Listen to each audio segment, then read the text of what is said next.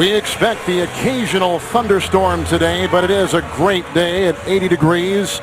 There is a slight breeze. The Broncos coming off a bye. They lost 2 weeks ago at home. John Fox is in his first year as the head coach of Denver. The Dolphins lost on Monday night to New York to the Jets. Tony Sparano is the coach of Miami.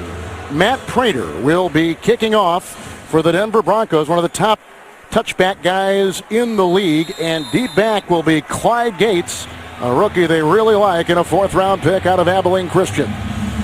Here we go, the Broncos and the Dolphins on CBS. Out of the end zone, touchback. It'll be first down and 10. Let's go to the Miami offense, engineered today by quarterback Matt Moore, making his second consecutive start, replacing the injured Chad Henne. Yeah, and Matt Moore has to balance the ability to stay aggressive and challenge the defense while at the same time making good decisions with the football. What about now, Victor? 0-5 Miami. Denver at 1-4. Here we go, first and 10. Reggie Bush is in the backfield.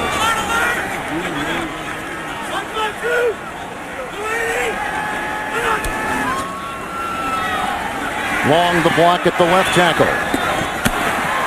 That's a catch by the tight end Fasano. Coverage on the play by Wilhite, and it's a gain of about 6 on the play. Former tackle, now right guard Vernon Carey played the best of all linemen, they say, in that loss Monday up in New York. Jake Long has been to the Pro Bowl every season at that left tackle.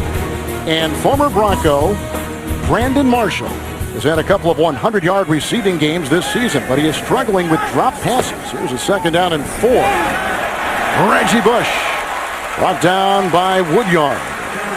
And he picks up 8. He's out to the 33 and has a first down. Bronco defense, Doomerville, now part of that 43 defense. It's brand new, still searching for his first sack. Rookie linebacker Von Miller has had an explosive start with 5 sacks already, 6th in the NFL. And rookie Quentin Carter out of Oklahoma makes his first NFL start today. First and 10. Again, they run the ball and trying to find some room. Reggie Bush picks up 2, the former New Orleans Saints player. The Miami Dolphins are banking that they'll be able to find some room to run against this Denver Broncos defense. They struggled 2 weeks ago, week 5 against San Diego, where the Chargers had over 200 yards rushing against the defense. And you know, Tony Sparano knows they've had the bye week to work on it, but you got to test them nonetheless. Broncos opening up in the nickel, second down and 8. Moore. Pressure from Doomerville. Devon Bess in front of Wilhite. Gain of 5, and he's to the 40-yard line. And Matt Moore, you could see his career. He had talked about he had been with John Fox in Carolina. 4-1 as a starter in 2009, but you could see in all his other starts where the completion percentages come down, so has his ability to win ball games. He began at UCLA, then he transferred and played in the Pac-10 at Oregon State. And what did John Fox tell us?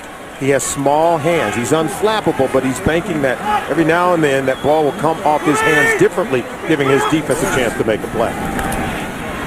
3rd and 3 for Moore. Another drop. And that's been a problem, as we mentioned before. Brandon Marshall. That ball was right on the money. It would have been probably good for a first down. They got to punt the ball 5 and out for the Miami offense. I spent some time with Brandon Marshall just yesterday, and we know that he has been one of the more prolific wide receivers in the National Football League. But he said, I have to do a better job of catching the ball when it's thrown to me. I have to help out my quarterback, Matt Moore. That time didn't help him out at all. Brandon Field will punt for Miami, and Quan Cosby, the ex-Cincinnati Bengal, is back on the 6. Back by Wilson. And he was tripped up on the play by the long snapper, Denny. 54-yard punt. A look at Tim Tebow. The crowd erupting. You can hear him right now. 12:44 to play in the first.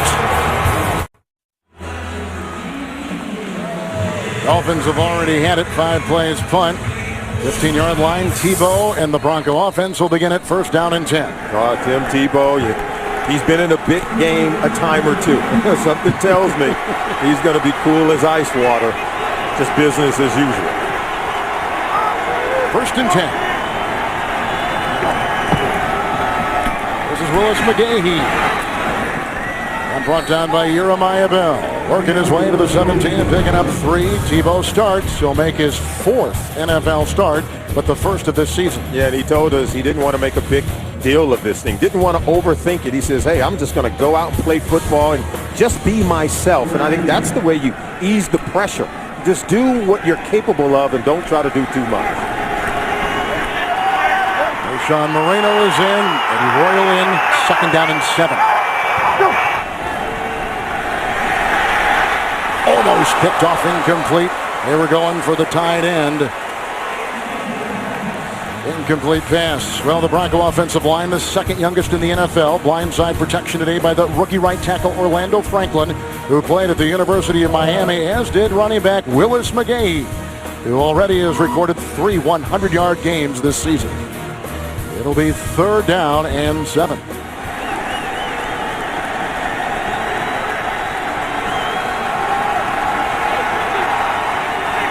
Demaryius Thomas atop your screen. Tebow upended at the 23, picks up 5. Jeremiah Bell makes the tackle. They got to punt the ball. I want to go back to Tim Tebow's first pass of the game and watch the pressure coming right in his face here. Now this ball should be intercepted by Carlos Dansby. Tim Tebow, look, he panics. That ball should be intercepted and returned for a touchdown. So Tim Tebow's got to do a better job of understanding where the unblocked pass rusher's coming from and do a better job of making a decision with where he wants to go with his hot read. He's going to Thomas that time. Here is Britton Colquitt, one of the top punters in the NFL. And Devon Bess. Wow, what a great punt, which drives Bess back to the 12.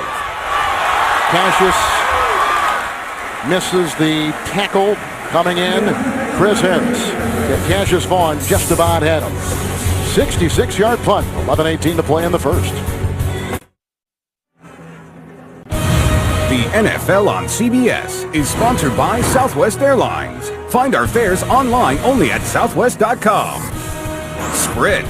All football, no limits. Only from Sprint. And by Pizza Hut, where we're big fans of delicious pizza deals. Only at your Pizza Hut. Dolphins getting ready for their 2nd possession today. Denver just punted 3 plays and out. Matt Moore from his 28, 1st down and 10. 4 in the Denver secondary. Easy, alert! Hey, get the right to mark.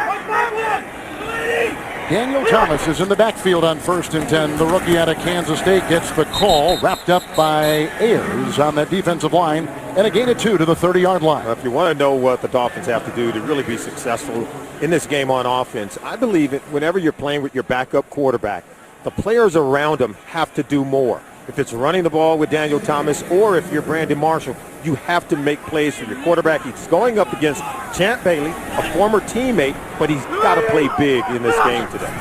2nd down and 8. It's Thomas once again. And grabbed in the play by Joe Mays, a linebacker, to the 35-yard line on a gain of 5. Interesting because the Dolphins are coming off a Monday night game, only had 5 days to prepare. The Denver Broncos are coming off a bye week. They've had 13 days to prepare. You would expect the Denver Broncos to be ready. Now, they made the switch at quarterback with Tim Tebow. They're going to do things differently on offense than they did with Kyle Orton. But this Bronco defense ought to be well prepared for today's game. Wilhite comes in as the 5th DB. 3rd down and 3. Blitz is on from Dawkins. Looking for Bess. Coverage by Bailey. 3 and out. They got a punt for a 2nd consecutive time. No credit, Brian Dawkins, with the pressure on the quarterback, forcing the high throw. It's going to go right over the head of Bess. Look at Bailey with slight disruption in the timing of the route, but it was more about pressure on the front end in the face of the quarterback, Matt Moore, that forced the high throw over the head of Devon Bess. Juan Cosby is awaiting the punt from Brandon Fields. Some people feel that Fields has been the MVP of this disastrous Miami season so far. Cosby from the 11 hangs on a 4-5. He's belted down, as you can see. Wilson was right there to make the stop. 12-yard return, 54-yard punt. Another try for Tebow. 9:56 in the first. As we return to Sun Life Stadium, here's a traditional look at the Broncos offense with Kyle Orton under center. He's going to read the defensive reaction with a combination route. Now, he'll have to find the open receiver by reading the defense, and it's a two-receiver route to that side of the field. That's what they do with Kyle Orton now. A less traditional offense has Tim Tebow in the shotgun formation, reading only one receiver to one side of the field. It's an easy read, easy throw, and not as complicated in the offense. So you see them tailoring the offense around his skill set with Kyle Orton now not in the game. Second team defensive line is in there for Miami. Tebow's second possession, 1st and 10 after the Dolphin punt. Willis McGahee. Jeremiah Bell brings him down, 32-yard line, a pickup of 8. Yeah, Tim Tebow came in to start this game on the first drive, only threw it one time, but was nearly intercepted. Carlos Dansby had an opportunity to return that for a touchdown, and then they have a designed run play for Tim Tebow. The safety comes up to make the play. So this defense for the Miami Dolphins right now, locked in on whatever Tim Tebow is doing. Sometimes he's under center, sometimes he's in the shotgun. What do you think is easier for him? You know, Champ Bailey's told us, hey, it's not going to always be pretty with Tim Tebow. 2nd and 2, and this is McGahee moving a pile. Hit by Dansby among others, and McDaniel getting off the pile. That is a gain of 6 and a first down for Denver. In our game points, we say that you cannot forget about your traditional running game with Willis McGahee. He's come into this game with 300-yard rushing performances so far this season. The Miami Dolphin defense have given up some big plays, but I think you got to pound away with Willis McGahee. That will make Tim Tebow's job a lot easier in this game today. He took over for John Fox, did McGahee, when Noshawn Moreno was injured. First down and 10.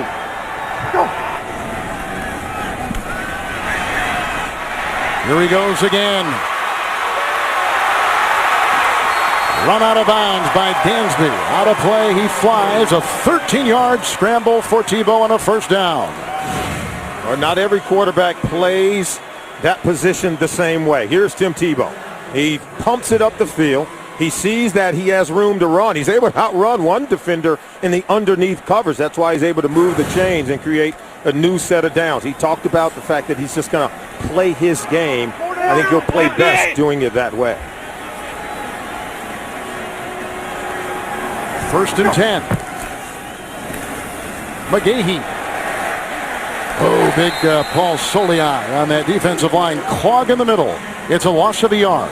Take a look at the offense and the averages of these starters going back to 2010. And you can see the point production when Tim Tebow is in the game. The rushing yards has been better when Tim Tebow's been in the lineup because he's added to that. Now the win-loss record, right around 500 for Tim Tebow in his 3 starts. And I think you got to do things differently. And John Fox said that Kyle Orton actually won the quarterback competition during the preseason, but it hasn't translated into production during the regular season. So he had some great practices. 2nd and 11, Tebow. Dansby can't get him. Boy, then they knock him down. Odrick was right there. No gain on the play. They stay at the 49. We're going to talk a lot about Tim Tebow. Does he have good fundamentals? And I think we're going to just have to grade him on the outcome and on the overall effectiveness because he's going to play the game differently. You see him getting out of the pocket, swatting linebackers by. He's a very big guy, kind of like your Ben Roethlisberger. Now, can he extend plays and eventually make plays with his arm, finding open receivers down the field? Dolphins have gone to 5 in the secondary, 3rd and 10. You saw the flag. Eddie Royal to the 43. Get on the play. 7-yard pickup. Kevin Burnett was right there with the stop as Clete Blakeman is our referee today here in Miami in his 2nd season.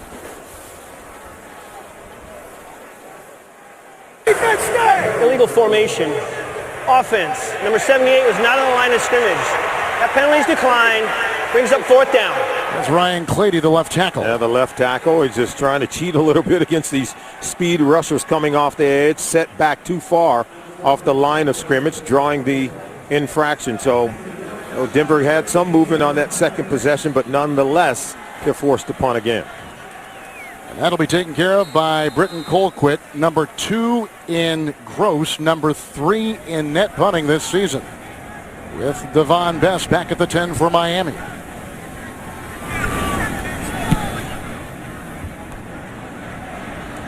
And he signals for it as allotted the fair catch at about the 13-yard line. 30-yard punt. 2 punts for the Dolphins, 2 punts for Denver. The NFL on CBS is sponsored by the 2011 GMC Sierra. This truck month, there is no better time to trade up to the best Sierra. And by Allstate. Dollar for dollar, nobody protects you from mayhem like Allstate. Broncos just punted on their second possession. 6 plays punt, 13-yard line, third possession for Miami. First down and 10. Bush in the backfield.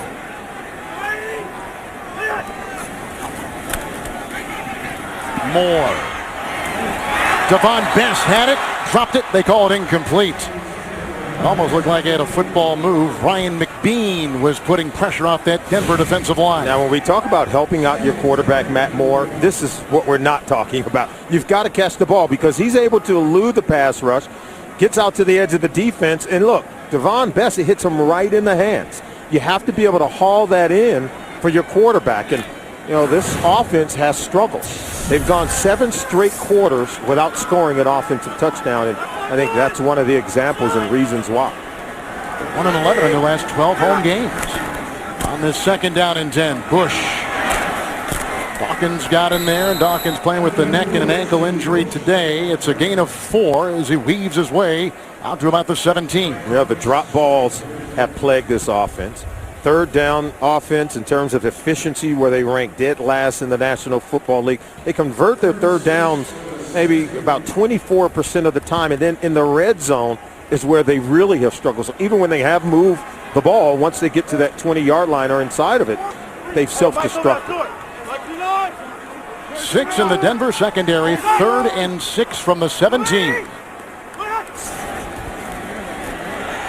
Here comes Miller, but there on the other side, the blitzing Brian Dawkins with his first sack this season, the 24th of his great career. Wow, and he times it up perfectly. We talk about disguising the defense, and there you see him here. Watch, he'll come, he'll time that up. But because he's on the second level of the defense, you don't know if he's coming or not. And see, Moore never sensed that he would come unblocked, and even in the backfield, they're not able to slide and pick him up.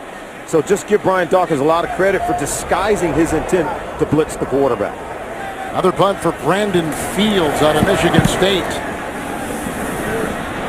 Not all that long. Taken by Cosby at the 42. And then an avalanche of defenders go down there and bring him down. 37-yard punt tackled by Koamisi.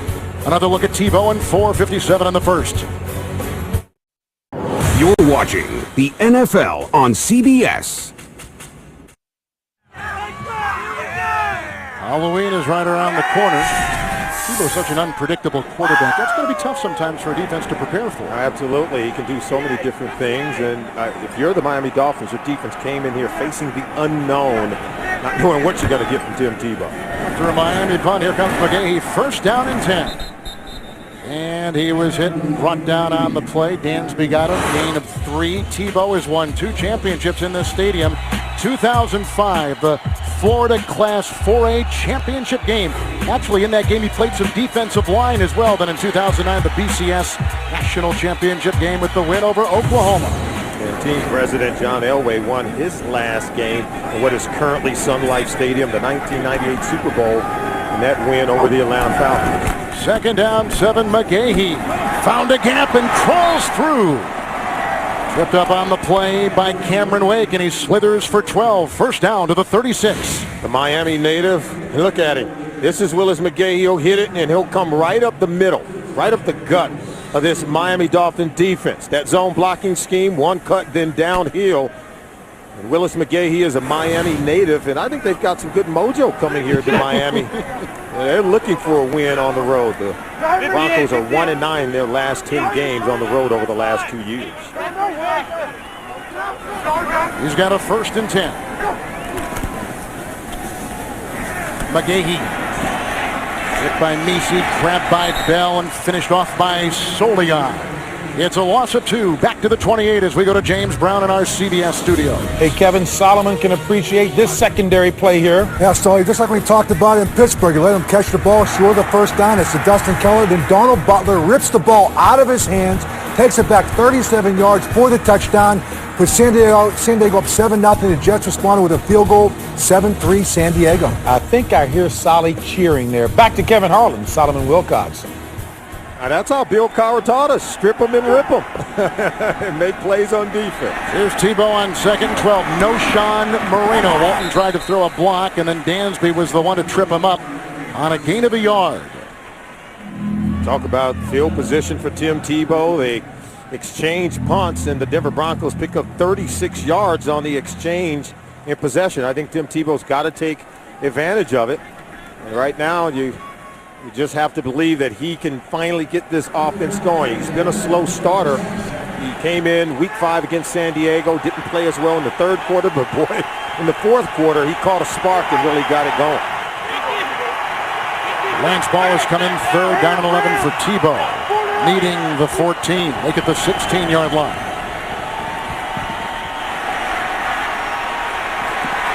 Got him. Nice play turned in right there by Odrick, who is out of Penn State. Tim Tebow came in saying, I have to make good decisions, knowing when to throw it away, when to slide, when to run, when to throw it. This is one of those cases where you got to throw it away. You cannot take a sack here, 3rd and long, and allow yourself to get knocked further back in terms of the field position as you set up Prater for the field goal. Well, they're going to try one from 49 before the game. He kicked a 63-yarder with room to spare. 5 of 6 this season. Plenty of distance, but wide right. He misses. A happy, embattled head coach, Tony Sperano. And his defense continues to hold Tebow and the Broncos off the scoreboard. Well, tonight on CBS, travel to Bangkok, where it's 4th and long for the former NFL tight end and his wife. Don't miss a new Amazing Race. That's tonight only on CBS. So the defense holds. It's 1st down and 10. As you take a look at John Fox, many successful seasons in Carolina let go, and he comes in along with John Elway. Now heads the football department for the Broncos. And what did he tell us? We're not rebuilding. We're building. We're building. He says that's why we traded Brandon Lloyd. We believe he had better opportunities elsewhere. We have a trio of young receivers who we also need to take a better look at. Thomas was in the backfield, 1st down and 10. Brandon Marshall brought down by Wesley Woodyard. It's a gain of 9. He's out to the 48 as we once again take you to New York and James Brown. Kevin and Solly, Bears fans are saying, pay Forte. And this is not how you tackle on defense, Sully. He's going to take his 32 yards from the outside back to the inside. Chicago goes up now 7-0. And they also lost Ernest Graham to an injury. May not return to the game. Kevin and Solly. 2nd down and 1 in the no huddle. Looking for Hartline. What a catch. He makes it at the 38. He was defended by Jonathan Wilhite, the 5th defensive back. 14-yard pickup and a 1st down. Well, these are the kind of throws we said that Matt Moore is aggressive. He will attack the defense. He had some nice throws in the Monday night game, but this is a really nice one and an even better catch by Brian Hartline, keeping the feet in. Take a look at Tony Sperano. He's right on top of it, calling it in for the official. It's 1st down and 10.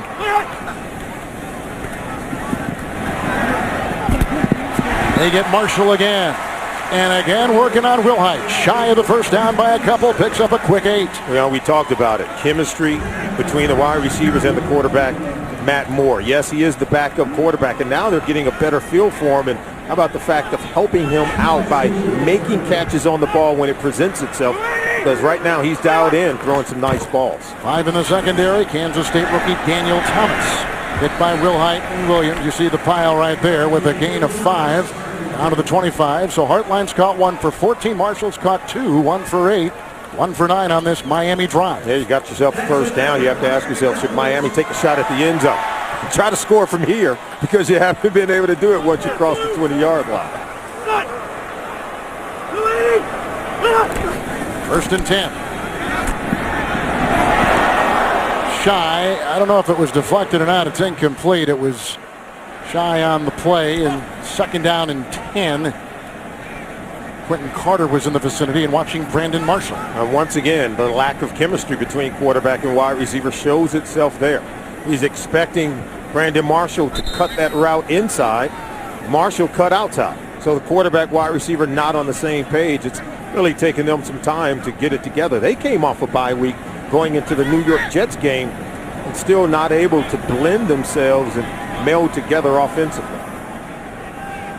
Player down. I think it's Richie Incognito, who's been around the NFL. He is down on that knee. A starter last year, a starter this season, and he's keeping a cooler head. He's kind of been a hot-headed player over his career, but he's settled down here in Miami. Well, we've seen him bring emotion to the game, to say the least. But when he settled down, he is a really good football player. Very big and physical in the interior portion of that Miami Dolphins offensive line. Moore said he lost a little bit of confidence in that performance on Monday in New York. It looks like he's picking up some rhythm on this particular drive. Absolutely. He misfired on a few. He challenged one of the league's best in Darrelle Revis and was burned by Revis as he returned one 100 yards for a touchdown. But I still think you got to play aggressively. You've got to take shots at the defense when the opportunity presents itself. With 5 in the secondary, second down and 10. Devon Best blocked by Hartline, blocked by Long. Good pursuit. Doomerville among a couple out there. Gain of 5 down to the 20-yard line. That concludes the first quarter from Miami. Tim Tebow coming back to his home state with no score.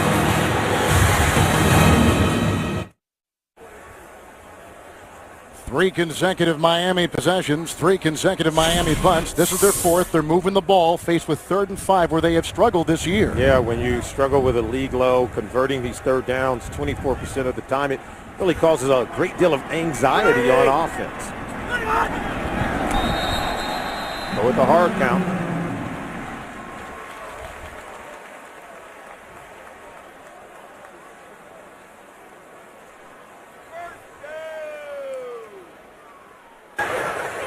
Encroachment. Defense, number 98. 5-yard penalty is enough for a first down, Miami. That's Ryan McBean. Take a look at McBean, number 98. There you see him jumping off. He wasn't alone because they could have called 92 Elvis Doomerville also. Well, you got to pick one, right? You got to pick one. You can only call it on one. McBean is the guilty culprit. Well, that's huge. It was 3rd and 5. Now it's 1st and 10. That's the first penalty of the game.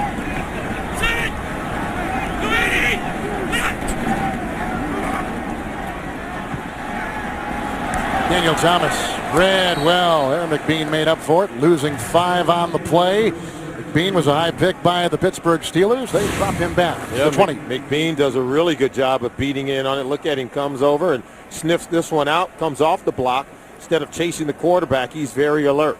So you can see the Broncos defensively well prepared after having extra days to get locked in on what they expect to get from this Miami Dolphins offense. Have a tough week for McBean, arrested on allegations of stalking in Denver.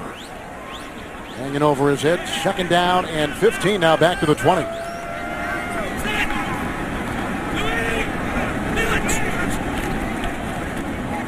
Doomerville trying to chip in. That is dropped. He looked before he caught. That's the 3rd drop Miami pass today. That's by the rookie. And that is out of Daniel Thomas's hand. Well, the drops inside the red zone have hurt them tremendously, Kevin. Week 1 against New England. Drop pass in 3rd quarter, trailing 21-14. Week 2, Houston. Drop pass 2nd quarter, trailing 13-3. Brandon Marshall dropping 1 week 3 at Cleveland in the 2nd quarter. That game was tied there. And then against New York on Monday night with Revis breathing down his neck. 5 times that could have been a touchdown. You can see 3 drop passes by the Dolphins today. 3rd and 15. How about that? Bobbled that one. And Thomas can fight. He's a leading rookie rusher in the NFL, but a couple of bad plays right there, forcing 4th and 15. They'll try for 3. And Matt Moore is hot. He's saying, can we do anything right? If I throw it to the guys, they drop it. If I don't have time to throw it, then we're certainly not going to be able to score. And that time he was just lifted by the defensive lineman for the Denver Broncos. Not nearly enough time to set up in his backfield. So Carpenter's going to try one from 38 and get on the board, which he does just into the 2nd quarter. on that drive. Hartline caught one for 14. Marshall caught a couple for 8 and 9. They finish off on a 38-yard field goal. Dolphins are used to playing with an early lead. Yeah, they're used to scoring first, but still 0-5, and even a better number. The Dolphins have been outscored 37-9 in the second quarter. So while they're used to scoring first, they give up a lot of points in the second quarter of ball games. And as you can see, another failed red zone attempt. Didn't come away with the touchdown. So after his 38-yard field goal, he'll boom it the other way. Quan Cosby just lets it fly over his head and out of the end zone with a touchback to the 20-yard line. And here comes Tim Tebow for another try in this game. Well, he's gotten off to maybe an even start, some good, some not so good. But here you can see him making plays with his leg to create a first down, finding the checkoff man and dumping it down to his receiver, but getting caught in his own backfield. Maybe when the pass rush was too much, the protection wasn't there, should have gotten rid of the ball and not taken the sack. It forced Prater to kick an even longer field goal that he eventually missed. 1st and 10. Willis McGahee. Hit by Dansby, second leading tackler a season ago, and Bell jumps on him. It's a gain of 4. He's out to the 24-yard line. And right now, the Miami Dolphins are playing an 8-man front, an 8-in-the-box defense, because they know they have to defend Willis McGahee from running the football, but they also know they have to be prepared and have an extra unblocked defender for Tim Tebow, because he can also run it on the quarterback keeper. And here he is under center, where he has struggled to get the ball from J.D. Walton, his center, in recent weeks. 2nd down and 6. Little play action. Here comes Langford. Spencer Larson chased by Dansby. The catch and run to the 40-yard line.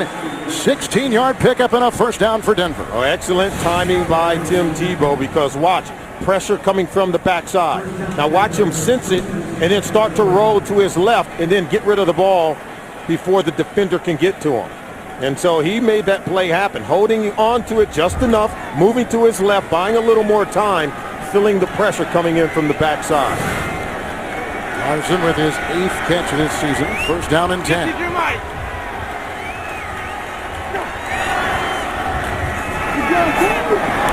McGahee again.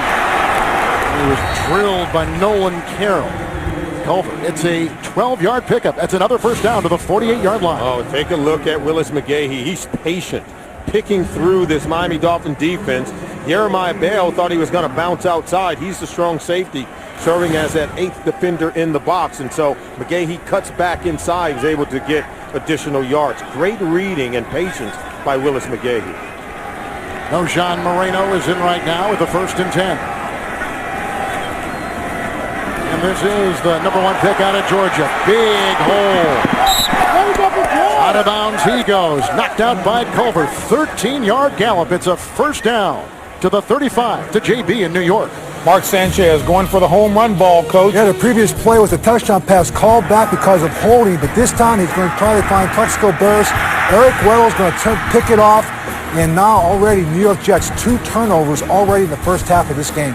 7-3, San Diego, second quarter. Back to Kevin and Solid. I saw the Jets against this Miami team Monday in person. I didn't like the way they played, although they won. Their offense struggled early in the game. Moreno again, running hard, crawling over defenders and working his way into the grasp of Dansby, along with Kevin Burnett on a gain of 6 as he's down to the 29. I think the Denver Broncos have stumbled onto something. They found out they can run on this Miami Dolphins defense because of the 19 plays they've called so far in the game. 14 of them have been run plays, only 5 pass attempts so far from Tim Tebow. Well, they say the quarterback's best friend is a good running game.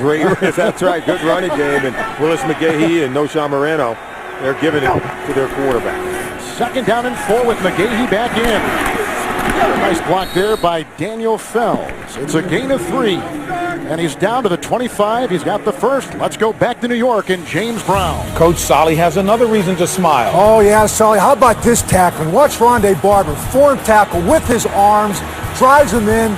All defensive scores are showing you today, Solly. There's a safety right there by Tampa Bay. 7-2, Chicago. Kevin, it's all Cowher and Solly. He got his head in front, Coach. I'm standing on the chair right now. I'm so excited. Well, they didn't give him the spot for the first down, so McGahee on 3rd and 1 is grabbed by Burnett and helped by his teammates with a good shove in there by Cameron Wake. It'll now be 4th down, still shy of the first, and they've got to get to the 25, which we thought they had captured on the previous play. Yeah, let's see, and just better run defense that time by the Miami Dolphins, getting some penetration in the background and getting into the backfield, I should say, by Burnett, but really just more stout. Every guy in a gap. Well, they're going to try for 3. Matt Prater, who used to be on the Miami practice squad about 5 years ago, is out there to try one more. This will be a 43-yard try, fanned earlier from 49. Wind in his back here.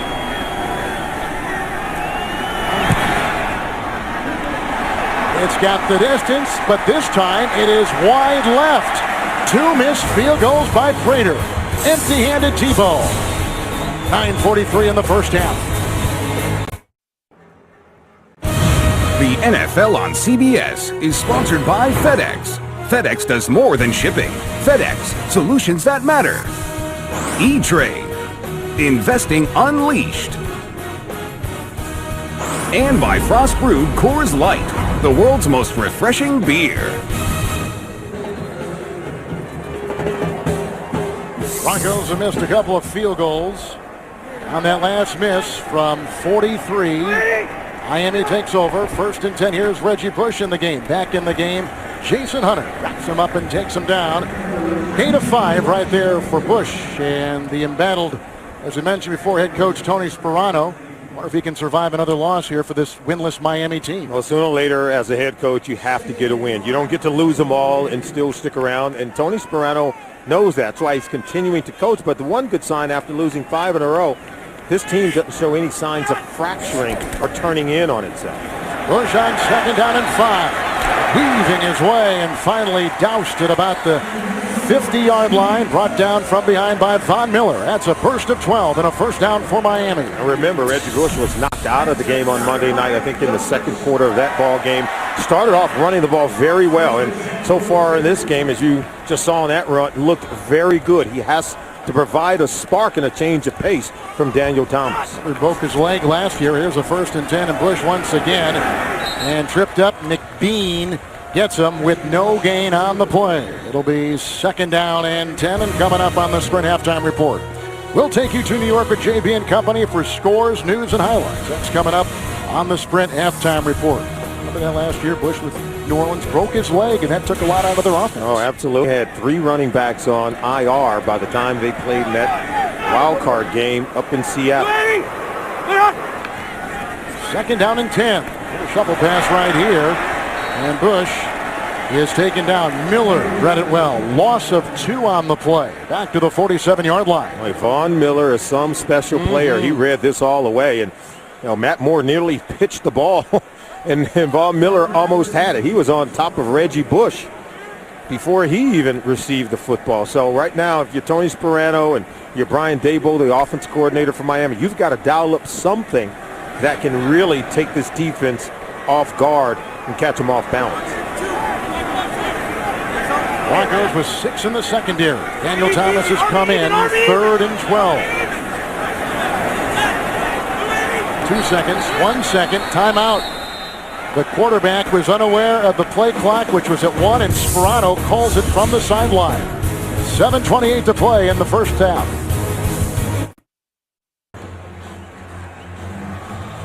After the Miami timeout, they got it 3rd and 12. Those numbers aren't pretty right there. 0 for 8 combined between both teams on 3rd down. That's anemic offense at its worst.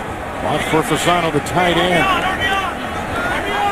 Wearing number 80 right there, crouched on the end.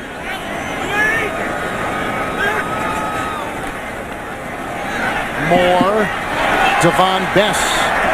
He was hit by Andre Goodman. Driven out of bounds. They're shy of the first down. Gain of 7 on 3rd and 12. They got a punt again. Oh, they failed to convert the 3rd down, but at least we get some protection for Matt Moore. He throws a nice ball to the slot receiver, Devon Bess, and he actually makes the catch. Now he fails to get to that first down marker because of the swarming defense for the Denver Broncos. to punt Fields. Quan Cosby is back inside the 10. Wind in the punter's face here. Little knuckleballer, have a little bit of English on this, and it will be fair caught at the 10 by Cosby, who signed a couple weeks ago. 35-yard punt. Here comes Tebow and 6:55 to play in the first half from Miami. The NFL on CBS is sponsored by The One, the Accord from Honda. And by Geico, where 15 minutes could save you 15% or more on car insurance.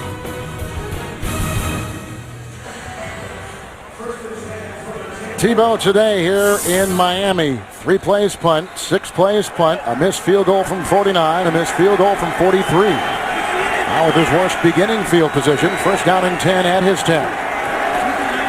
McGahee. They were going into the nickel, and a nice play there by defensive back Will Allen. No gain on the play. Well, Bobby Douglas is one of the comparisons that people are making with what Tebow is right now.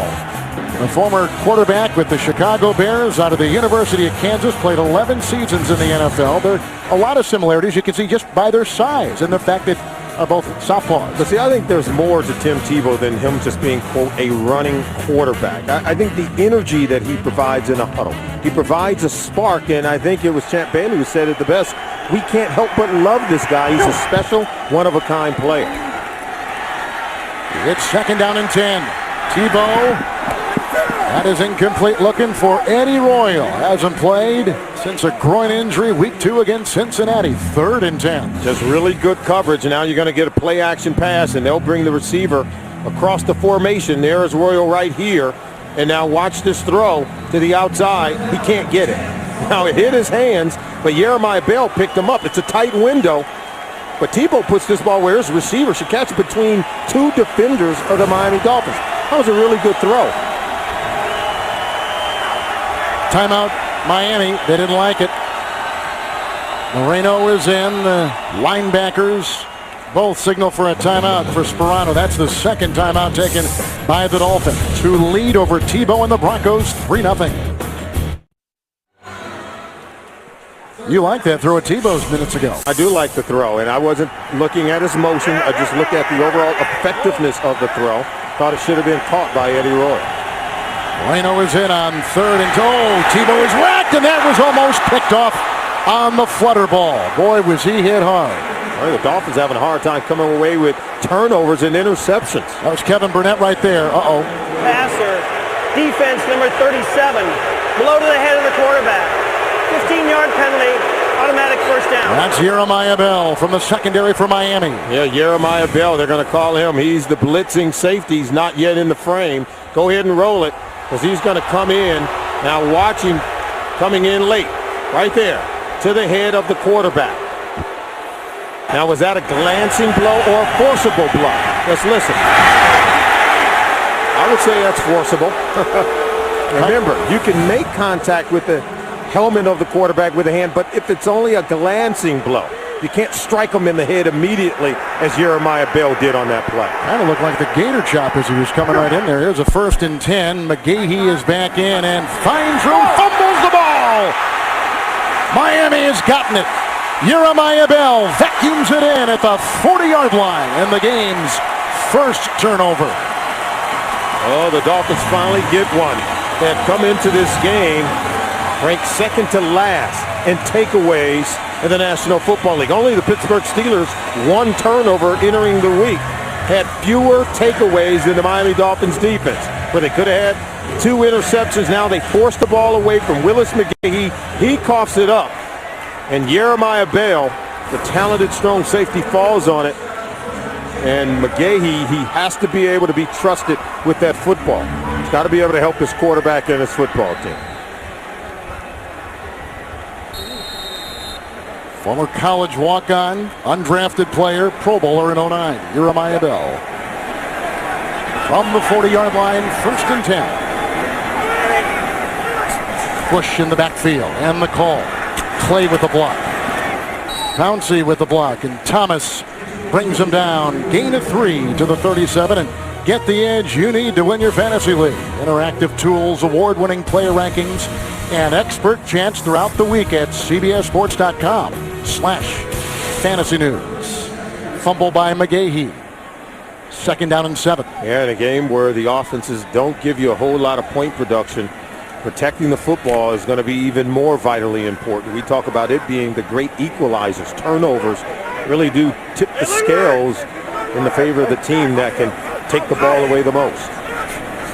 Daniel Thomas is in, gets the call here on 2nd down and 7. Bursting free, Quentin Carter in the secondary will bring him down.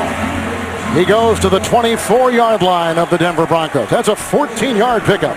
He's a big back at 6'1", 230, but watch him as he'll come here, and then watch when he explodes with his hole. Look at that. He's pulling away from defenders, and only the secondary member can come over with a great angle to get him on the ground. So a big man who can run and accelerate when he gets to the second level of the defense, boy, that's really going to make this a better offense for Miami. Former junior college option quarterback was Daniel Thomas. He gets it again on 1st and 10. Dives into the pile, not much there. No gain on the play. We mentioned before he's the leading rookie rusher in the NFL. And really, they got Bush, but this is their future running back, number 33.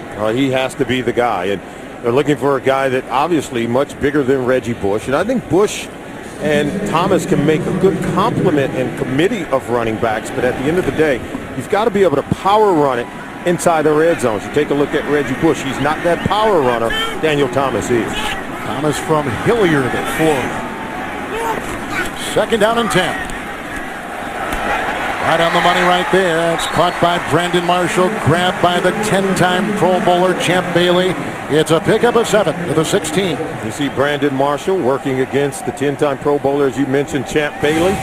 And what did Brandon Marshall tell us? He said, I've never got behind him in practice once. They practiced maybe over 1,000 snaps against one another during the 4 years they were teammates. You can see the Miami Dolphins, no touchdowns in the last 132 offensive plays, the longest active drought currently in the National Football League. 3rd and 2. Oh, he fumbled the snap with Pouncey, the rookie, and it looks like he jumped on the ball, but that means 4th down. They just had 2 to go for the first. They blow a big-time opportunity. They'll have to settle for 3 and a try there. They continue to shoot themselves in the foot. And this is just, he pulls out, I think, rather quickly. Look at this. See how he started to already back away before the ball was up from Pouncey? And they take away an opportunity to score a touchdown after the Willis McGahee fumble. Here's Carpenter, who's nailed one from 38. This one will be tried from 36. Into a slight breeze, 6-0 Miami. With 2:41 to play. So the Dolphins cash in a bit on that McGahee fumble, and they get a 36-yarder just before halftime. We're back in Miami. Follow the NFL while on the go. The NFL's mobile apps are all new for the 2011 season. To get the apps, go to NFL.com/mobile.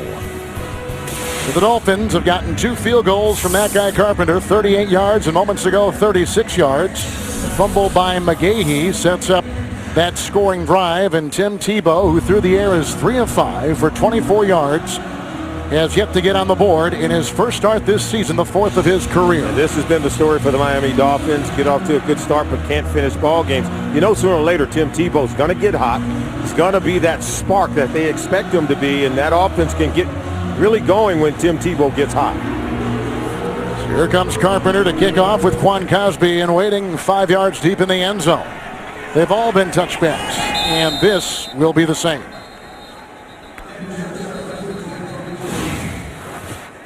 Moments ago, John Fox, the first-year head coach and a veteran of many NFL wars, talking with his second-year quarterback. Yeah, he said that Tim Tebow showed that he has the intangibles. They love the way he brought the team from behind against the San Diego Chargers in Week 5, so they made the decision that he would become the starting quarterback.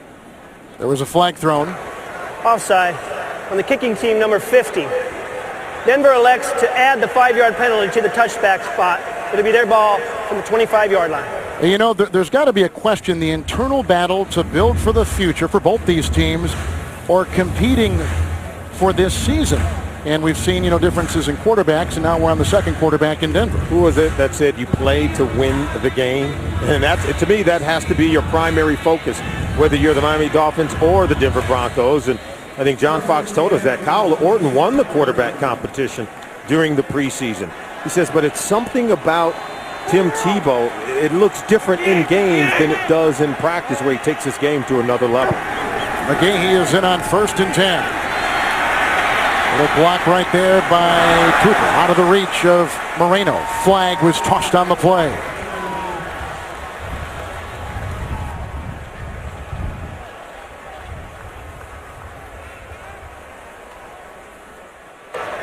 Ineligible man downfield. Offense, number 68, 5-yard penalty, still first down. That's Zane Beadles on that offensive line for Denver, so they'll mark it off. There is so much on the plate of a quarterback. The declaration, setting your protections, thinking about the play, the reads, the progression. I mean, there's a lot right there. Yeah, but you know what? You have to be able to hit the open man. I watched Tim Tebow flush to his left. He's left-handed. See this throw?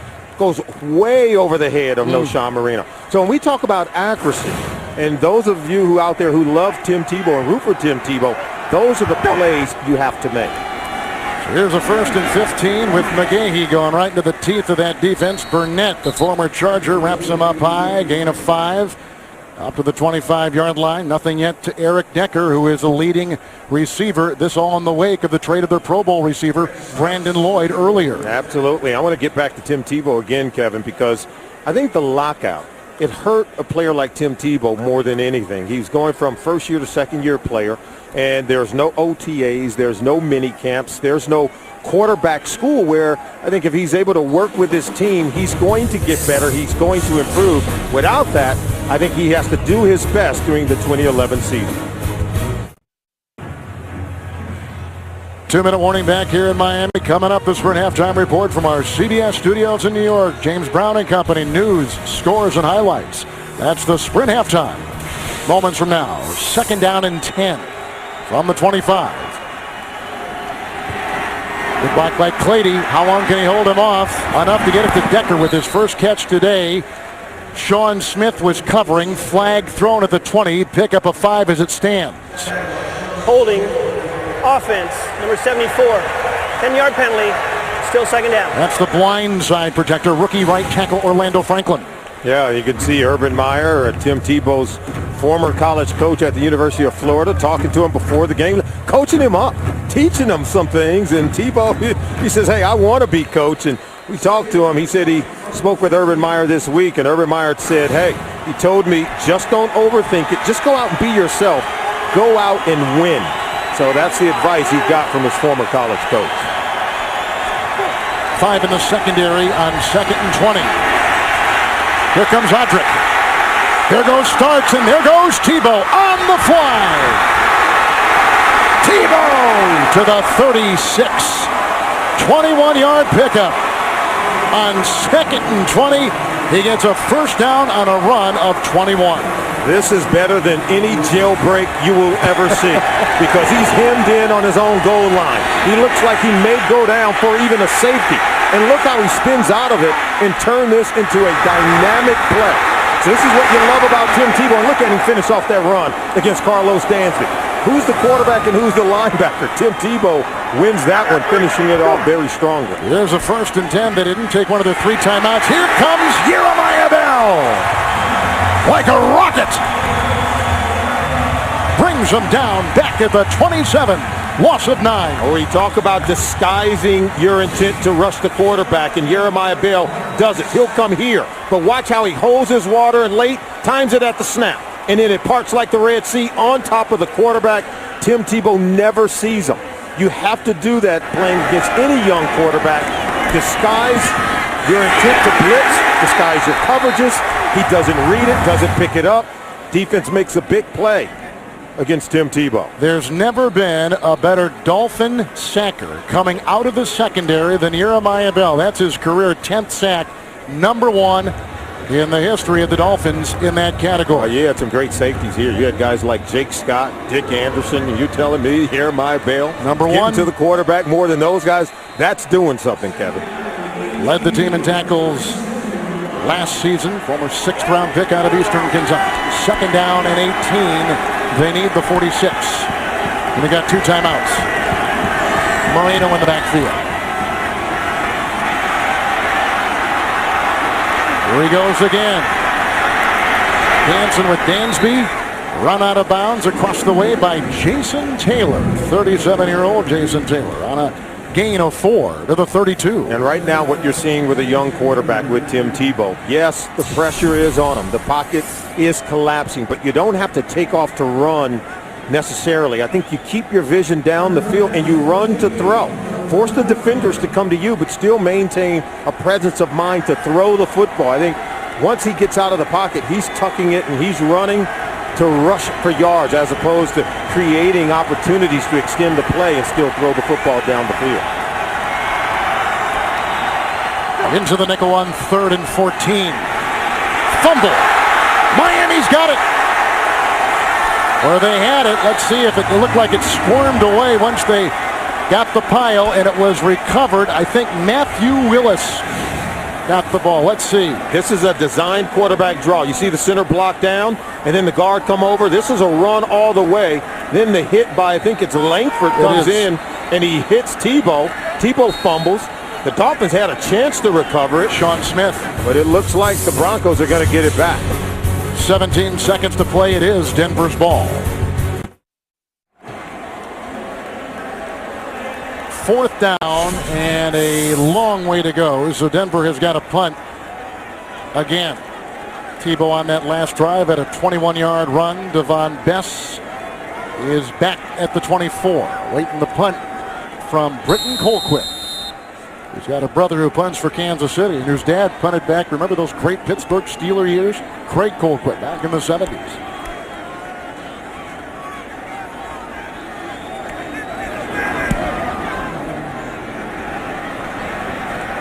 Devon under it, and Bess with the catch at the 32-yard punt. Well, why has a quarterback been the missing link for the Miami Dolphins offense all these years? Well, you go back to 2006, they passed on Drew Brees in favor of Dante Culpepper, and then 2007 they used a 2nd-round pick on John Beck. In 2008 they used the 1st overall selection on Jake Long, the offensive tackle, instead of taking Matt Ryan. And then in 2011, this offseason, they failed to execute a trade that would have brought Kyle Orton over to the Miami Dolphins, and now Kyle Orton is the backup quarterback behind Tim Tebow, still with the Denver Broncos. And so Matt Moore steps in. And right now, the Miami Dolphins are still searching for that quarterback of the future. Take a look at Tim Tebow. The Broncos paid him $8 million. They went ahead and signed him.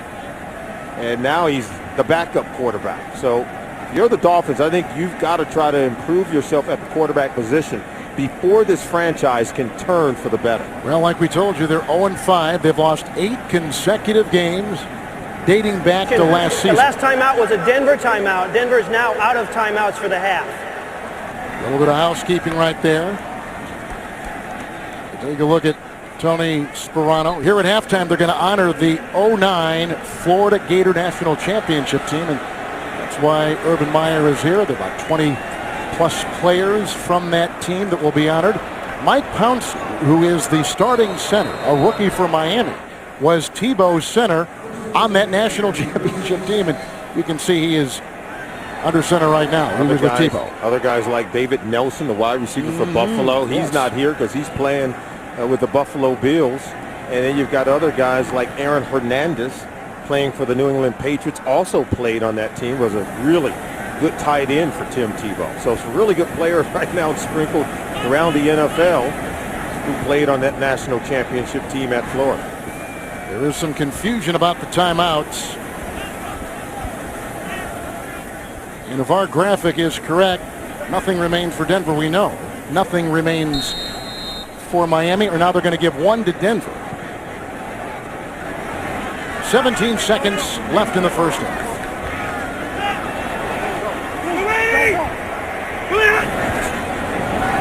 Matt Moore.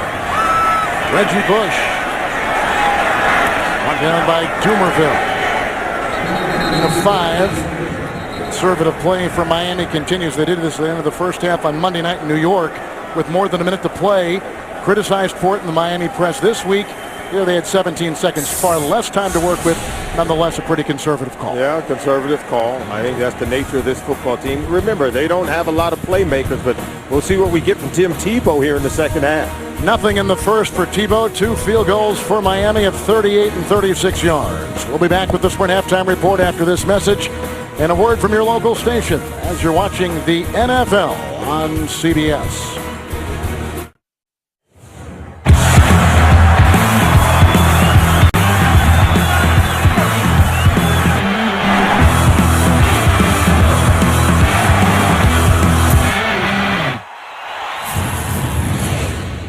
Six Denver Bronco possessions in the first half. Nothing to show for Tebow and his offense. Yeah, and even with 13 days to prepare for this game, Tim Tebow has yet to provide the spark they were looking for on offense. They've missed 2 first-half field goals. Tim Tebow's had at least 1 spectacular play, but not enough to get this team into the end zone and put points on the board. We're going to look at a couple of plays here from that first half.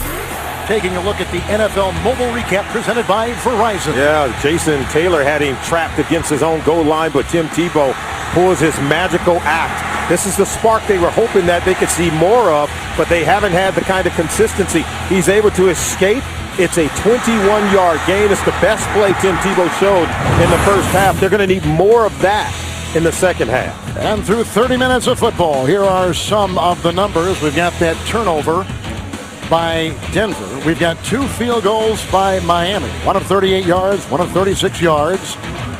And those are the numbers through our first half. And so Miami will kick off with Carpenter. He's the author of those 2 field goals. And this will go deep. And another touchback. Quan Cosby watches it sail to his arms about 8 yards. Well, we got a little bit of mixed bag from Tim Tebow in the first half, Kevin. You can see that throw should have been intercepted. First throw of the game, he took a whack, but got back up, and then look at that incompleted pass. It should have been completed. Poor accuracy, poor ball protection in terms of not securing the football, so we get a fumble from Tim Tebow. We get some overthrows. We get a misread on the pass that should have been intercepted. 3 of 5 in the first half for 24 yards. He's run the ball 5 times for 44 yards. You've got to play much better here in the second half if they're going to win on the road. He's going to open up here with both Noshawn Moreno and McGahee in the backfield. Clady with the block, going deep and looking for Demaryius Thomas. Incomplete on the play. Coverage by Sean Smith. All right, take a look at where Thomas is, and this is play action. It's all to set up the one receiver coming down the middle of the field. And look, he anticipated Thomas breaking that more toward the sideline because that ball wasn't even close to the intended receiver. Broncos since late October 2009, an NFL worst 7-24. So obviously with the change at quarterback, looking to shuffle things up. 2nd down and 10. Nice movement. No flags. McGahee tripped up on the play. Looked like by Burnett, one of the 2 middle inside linebackers, and a gain of 6 on the play. Dansby also had a hand on him. Well, if the Denver Broncos are going to have any success on offense and win this game, it's going to have to be with Willis McGahee fueling the offense and running the ball. It's the first game this season without a 3rd down conversion in the first half. 0 for 11. Both teams combined today. Denver Broncos and Miami Dolphins. So we talk about the ineptitude on offense. They're giving us plenty. 5 in the secondary. 3rd and a long 4. He was hit by Wake once. He got him the 2nd time around. Wake with his 4th sack of the season. They've been waiting for Cameron Wake to show up against Orlando Franklin coming in from the right side of your screen. And Tebow steps up in the pocket, but then they shut that down, and he doubles back right into Wake, giving him a 2nd chance. Look at working against Orlando Franklin. And then look at Tebow started to escape, but as he retreated back, Cameron Wake nailed him for the sack. Britton Colquitt to punt. That's a season-high 4th sack for the Miami defense. Deep back is Reggie Bush for the first time today inside the 30. Colquitt from Tennessee. Bush. Got a block there from Nolan Carroll. And then goes for 14 yards and brought down by rookie Quentin Carter. Here comes Moore. Head coach Tony Sperano. Team has it for the first time here in the second half. After the 4 plays, punt by Denver. 1st and 10 by his quarterback, Matt Moore. Right across the middle looking for Devon Bess. And the coverage on the play by Jonathan Wilhite. It's good coverage on the play. You can see the first half possessions by the Dolphins. You see 4 times they had the punt. They did have 2 field goals, and that last possession ended with the half. But there are a lot of possessions there that are going wasted where they're having to punt the football. And we talked about, or at least showed you, where they haven't scored a touchdown the second half on offense in their last 3 ball games. On 2nd down and 10, there's a big-time hit and brought down on the play, Von Miller. That's a sack for Miller. His Denver high 6th, one of the best in the NFL at that. Oh, he's starting to heat it up. He's a young guy, but he keeps working. See, he comes all the way around from the outside as he's running the stunts. Look at him just looping around, and Matt Moore runs right into him. He nailed Matt Moore, come up with his 6th sack of the season. Which now brings up 3rd and 13. 6 defensive backs for the Denver Broncos. Ready!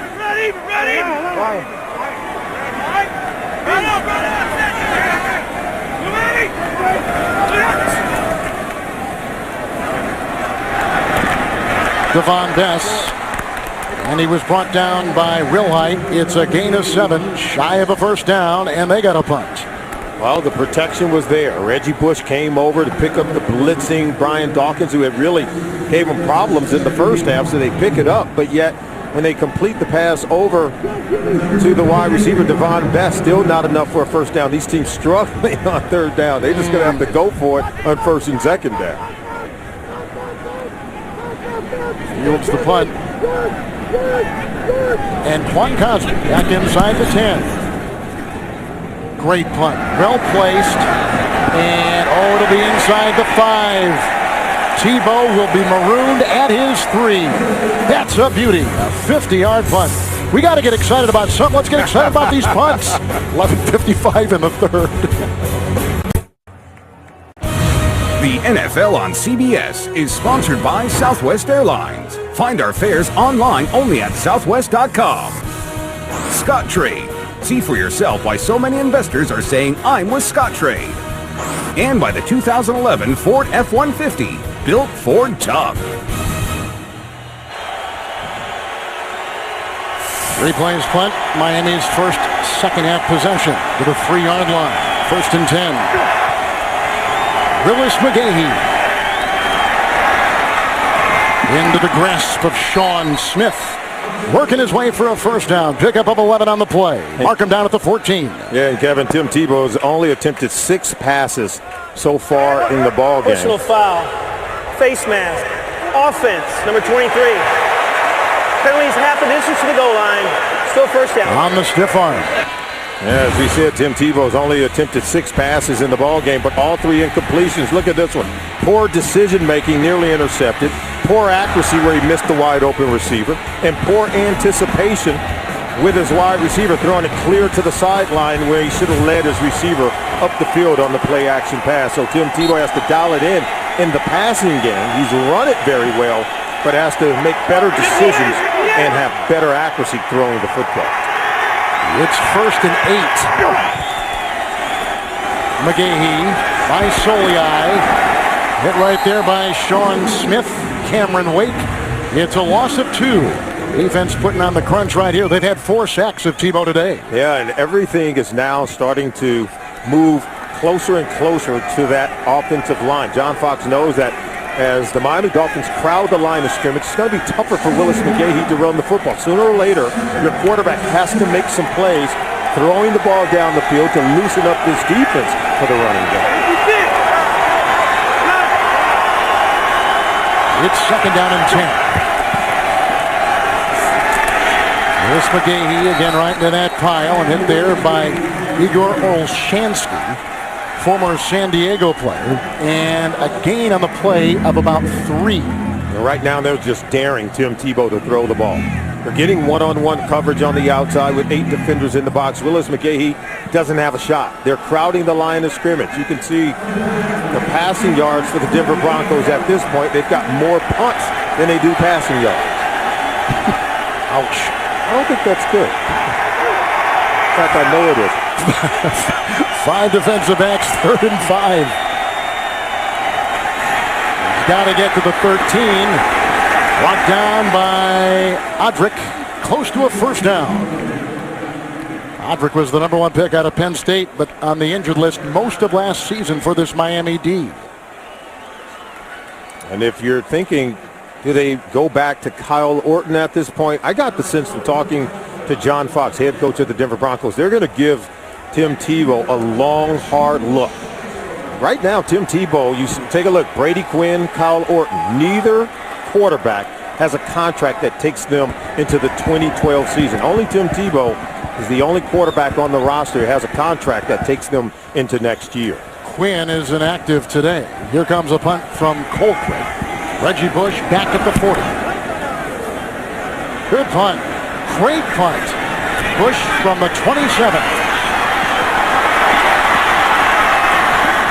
I don't know if I still see that same spark from Bush we saw earlier in his career. Certainly not able to rip off big runs like what we are accustomed to seeing for Reggie Bush. Where can you hear Steve Jobs talking about his amazing life? Only on 60 Minutes, his authorized biography. That's tonight. Only on CBS. After the punt, 4 plays by Denver. 1st and 10 from the 42-yard line.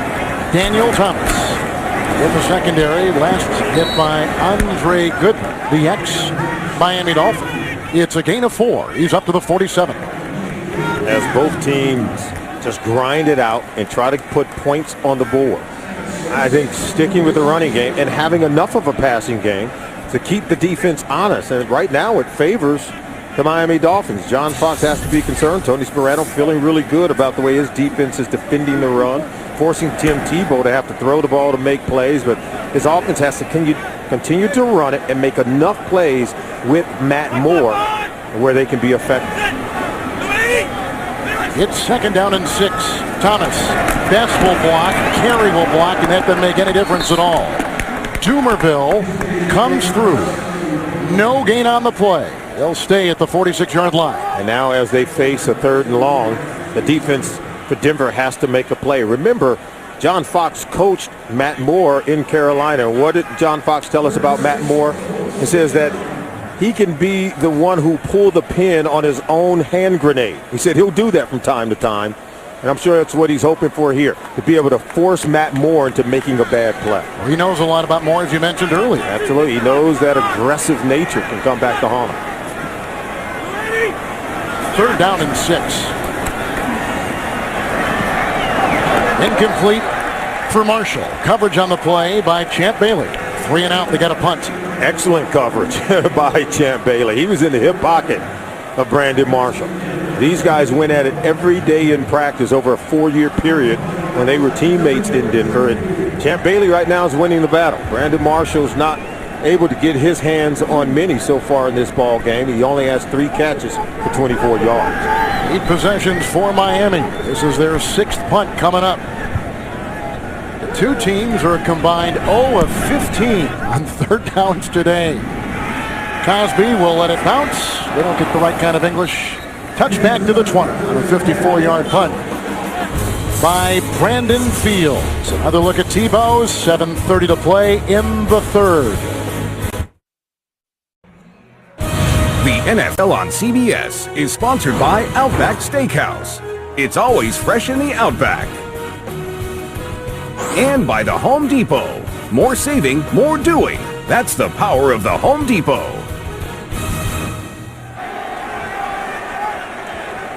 In a game that has had more punts than points, we see now Denver with it. 1st and 10 from their 20. Tebow. Incomplete for Demaryius Thomas, and the coverage on the play by Sean Smith. Take a look at Tim Tebow, and you see it drops back, looking for his receiver to the outside, cutting it loose. Boy, that's Not even close. That one's clear out of bounds. Give your wide receiver a chance to make a play on the ball. That's the expectation. Willis McGahee with a hand injury. They think he'll return. Second down and 10. Moreno in the backfield. No shot. Grabbed by Soliai. Devoured. After a 2-yard gain to the 22. Oh, the offense has gone nowhere, at least in the second half of the Denver Broncos. Tim Tebow launches one down the field. Showed you he wasn't close to Demaryius Thomas.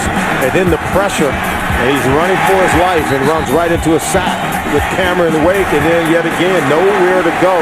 This defense right now feasting on the tendencies they're getting from this Denver Bronco offense. And Tim Tebow, he's yet to move the offense here in the second half, where they have a total of -4 yards on offense.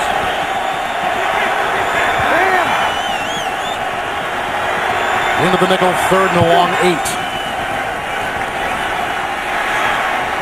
Tebow, and he had Decker wide open. Incomplete, 3 and out, 5th punt in 9 possessions. Oh, we said this secondary has a tendency. Look at Decker in the slot. They have a tendency to give up big plays. If you're Tim Tebow working against Will Allen, you have to take advantage of it. Right then, they gave it to you.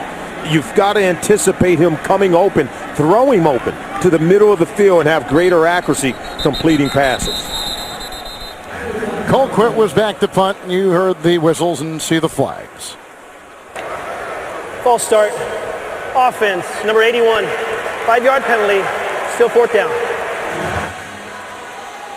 I guess right now you have to ask yourself, as you take a look at Rosario, if you're the Denver Broncos, does Kyle Orton give you a better shot? And how long do you look at Tim Tebow? Because right now I think they're struggling to run the football because the defense of Miami is just stacking the box because they don't respect Tim Tebow's ability to complete passes down the field. I think with Kyle Orton, you maybe get a different look. But remember, he failed to move the offense in the first half against San Diego week 5 before the bye week. Orton is a starter in these 3 years, 12 and 21. Devon Bess waving his arms. Fair caught. Cassius Vaughn was right there covering for the Broncos. 55-yard punt. Matt Moore out there with 6:25 to play in the 3rd. Well, replacing a legend is tough. Both these organizations trying to replace legends. Yeah, since John Elway in Denver, there's been 11 total quarterbacks. And since 2000, Dan Marino and the Miami Dolphins, they've seen 16. Take a look at the president of the Denver Broncos, John Elway. Tough to replace, and I'm sure looking through those binoculars, he's not liking what he's seeing from Tim Tebow right now. He's missing some open receivers. Bush in the backfield on 1st and 10. Reggie Bush. Nice little move there to get by Wilhite. And brought down on the play by Carter. Gain of 6 as we take you to our CBS studios and James Brown. Kevin Solly loved to hear me say, Cam. You know what? 7 rushing touchdowns, most rushing touchdowns in the league, tied with Adrian Peterson. Cam Newton, 16 yards, also 141 yards passing, 0 turnovers. Carolina, 16-6. High is the rookie rushing TD mark as well, too, with Vince Young. Back to Kevin and Solly. And guys, yeah, it's okay to be a rushing quarterback. Sooner or later, got to make some plays with your arms, right, Kevin? Absolutely. 2nd and 4. Here comes Bush. And run down by Mitch Unrein on that defensive line on a gain of 3. And you can see Reggie Bush frustrated and wanting to rip off the big one. You can see combined points and punts. And the failed 3rd down conversions are even greater than that of punts. And the points don't even have a shot right now. We got to get some offense, get the ball into the end zone. We just showed a picture of John Elway. He says this rebuilding project is going to take at least 3 years in Denver. Wow. Yeah, that's a total makeover of your football team. You got to start by finding a quarterback that you know you can build around. Well, they had some personnel issues out there for Miami's offense. They burn a timeout. We're in the 3rd quarter. 5:05 to play. You mentioned this earlier. Elway played his final regular season game in his career right here. He was a great one of the best. He could throw it, and boy, was he mobile, and really just had a knack for making big-time plays. Thomas in the backfield, 3rd and 1. Moore He's got his receiver across the way. That's Devon Best. He was working on Jonathan Wilhite. He picks up 4 and a third down conversion. First down and a third down conversion. You're right. Of course, I have to let you make that call. You do it much better than I do. That's in the game, by the way. Combined 1 of 17. Absolutely, 1 of 17 between both teams. The first time we've seen a team convert a third down into a new set of downs. Miami was 2 of 13 on Monday night up in New York, and they get one right there. First down and 10 from the 41.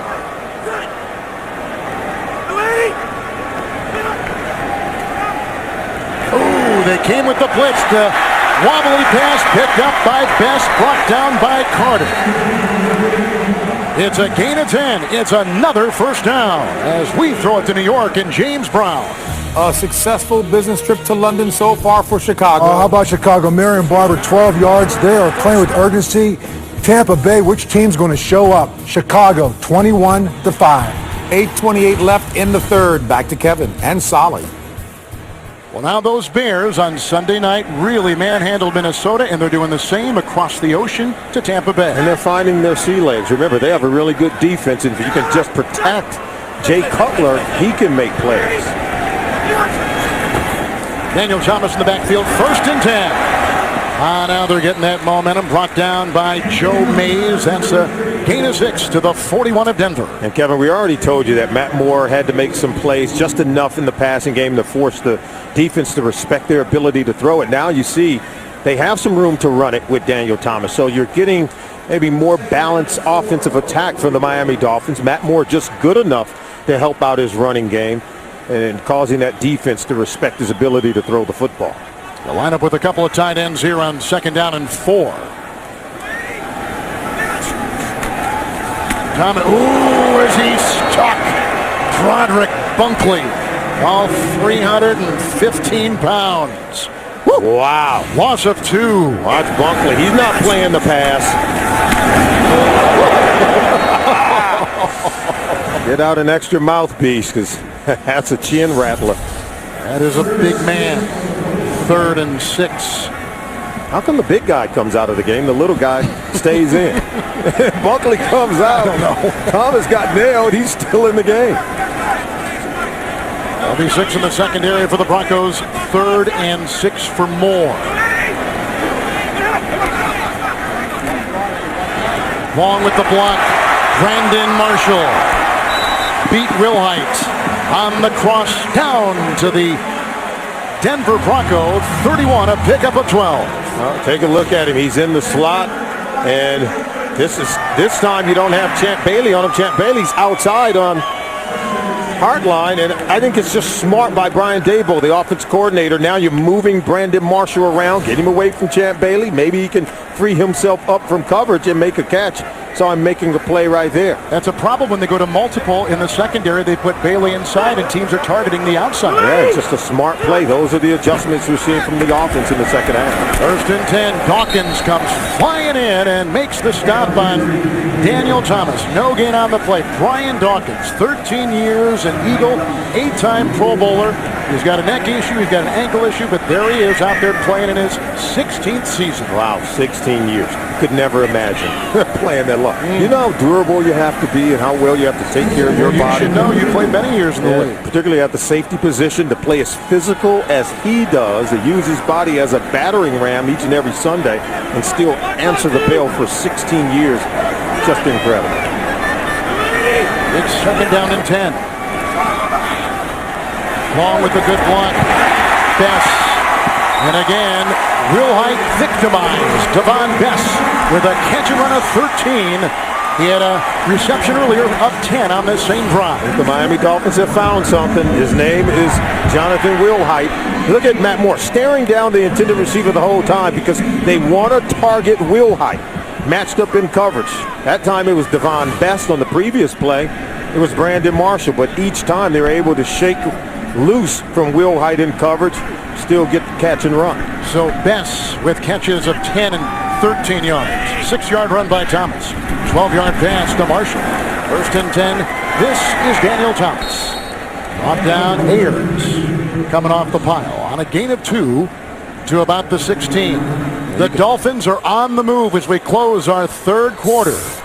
Inside the red zone, let's see if they can make money. This is where they come up anemic. A score here could be the difference in the ball game.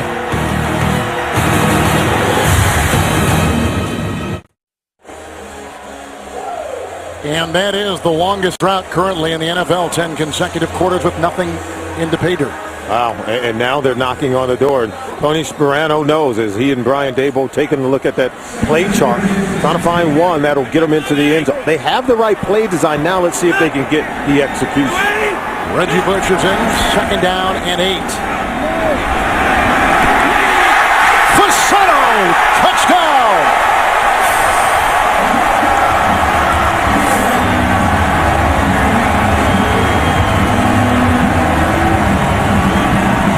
Well, their lack of scoring hasn't been because they haven't drawn up the right plays. We've seen Matt Moore not throw it to the right guy. We've seen guys drop it in scoring opportunities. This was well designed, well executed on the throw by Matt Moore, and then great execution on the catch from Anthony Fasano. Look at it. He knows where he's at on the field, turns up and lunges for that pylon. And look at the look of relief in the celebration by this Dolphins offense after scoring the touchdown. And now they want to go for 2. They're going to get greedy. They score once inside the red zone. Let's see if they can get even more for the 2-point conversions. They hadn't gone to Fasano since early in the game. In fact, the very first play was the last time they threw to Fasano. Courtesy of Pat McGrath. So here they're going for 2.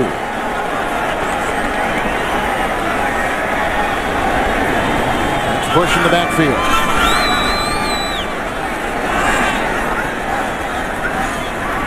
2-point try for Marshall. It was incomplete. Jack Bailey was defending. So it stays 12-0. On that drive, a 13-yard catch and run by Bess, a 12-yard pass to Marshall, and a 16-yard strike to the tight end Fasano. You're watching the NFL on CBS. Tight end Anthony Fasano with his first touchdown reception of the season. People wonder why they don't target him more. Well, certainly he has been a reliable receiver for Tony Sperano's offense, and that's what they're doing. They're looking for a few good men who can hold on to the football, because if they start catching the ball regularly, they'll become a better offense. Matt Moore on that drive, by the way, 6 of 6. He was terrific. Catches Vaughn. Watches it go out of bounds. Another touchback. To the 20 for Tebow in the offense, and Tuesday on CBS. Can a cop who remembers everything solve a crime without a victim? Poppy Montgomery stars.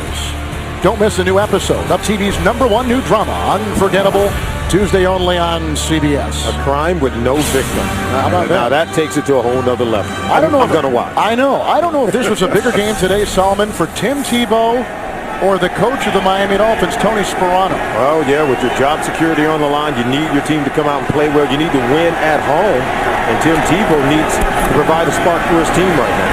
First and 10 he gives to Noshan Moreno. Around his ankles he finds Jeremiah Bell as he snakes Moreno out to the 26-yard line and a gain of 6. Well, the Miami defense has turned up the heat because they corralled Tim Tebow. They kept him inside the pocket, which allows them to bring an 8 defender in the box, focus on stopping Willis McGahee, been able to punch the ball out, create turnovers. Of course, Tim Tebow and the Broncos fell on that fumble, but they haven't done much here in the second half as this Bronco offense. Lance Ball is in and gets the call. His 10th carry of the season. Doesn't take it very much. Brought down on the play by Langford on a gain of 4. Lance Ball is out of Maryland, undrafted. Broncos' first 3 possessions here in the second half, only 17 total yards and no first downs. Now they finally get their first down of the second half. First down just past the 30. Look at that. Wow.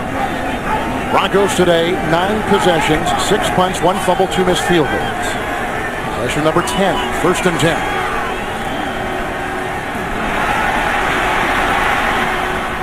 Incomplete.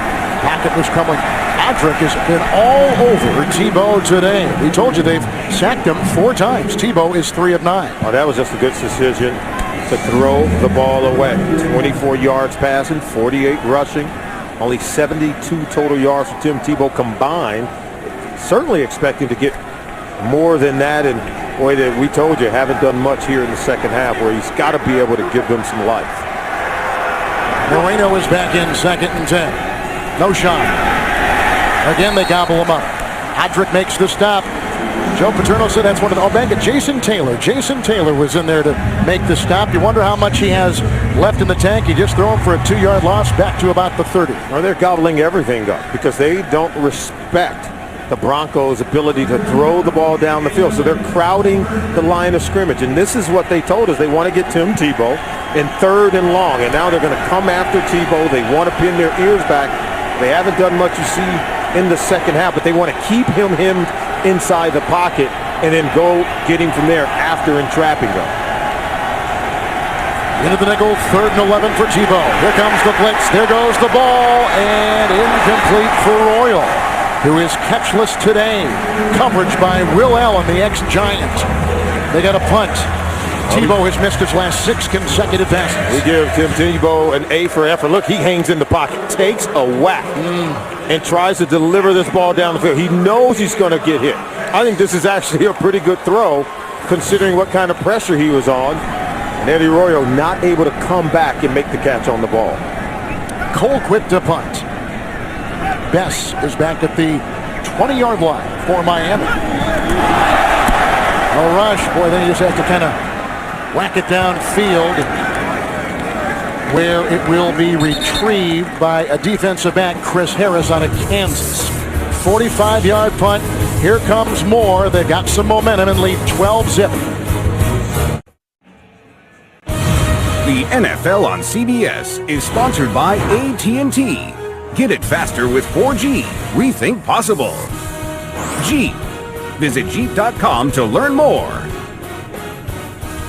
And by Bud Light, the official beer sponsor of the NFL. Here we go. Defense just got Denver to punt. Here comes the offense now. A 16-yard touchdown pass to the tight end Fasano by Moore the last time they had it. Daniel Thomas on 1st and 10. Whipped down by former Eagle Joe Mays. It is a gain of 2, and he's up to the 27. And the Miami Dolphins now just want to pound the running game with just over 12 minutes to go in this ball game. Tony Sparano knows it's vitally important that they close out this game by running the ball, not putting it in the air and putting it in harm's way. The potential for an interception, big play by the Denver Broncos defense. You got to be able to close out games by running the football behind this big offensive line. Bush is in the backfield, 2nd down and 8.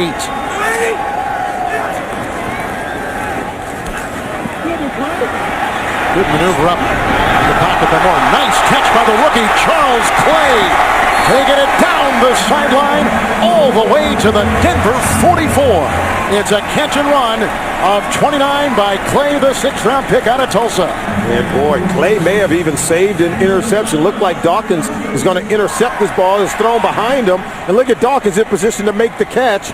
But the one-hand stab by Clay not only allows him to make the catch, but a nice catch and run for a big play for the Miami Dolphins offense. They call him Big Play Clay. Well, at least they did at Tulsa. He played tailback, fullback, tight end, receiver. He was a West Coast quarterback. He did all kinds. Played linebacker and defensive line at Tulsa. Here is a handoff. You see the swirling move right there. It's a gain of 2, and Thomas will pick it up down to the 42. Coming up, the Subway postgame show from New York. James Brown, Dan Marino, Shannon Sharp, Boomer Esiason, Coach Bill Cowher for the latest scores, news, and highlights on the Subway postgame show from our CBS studios. That's our 5 guys. Yes. Right? Yes.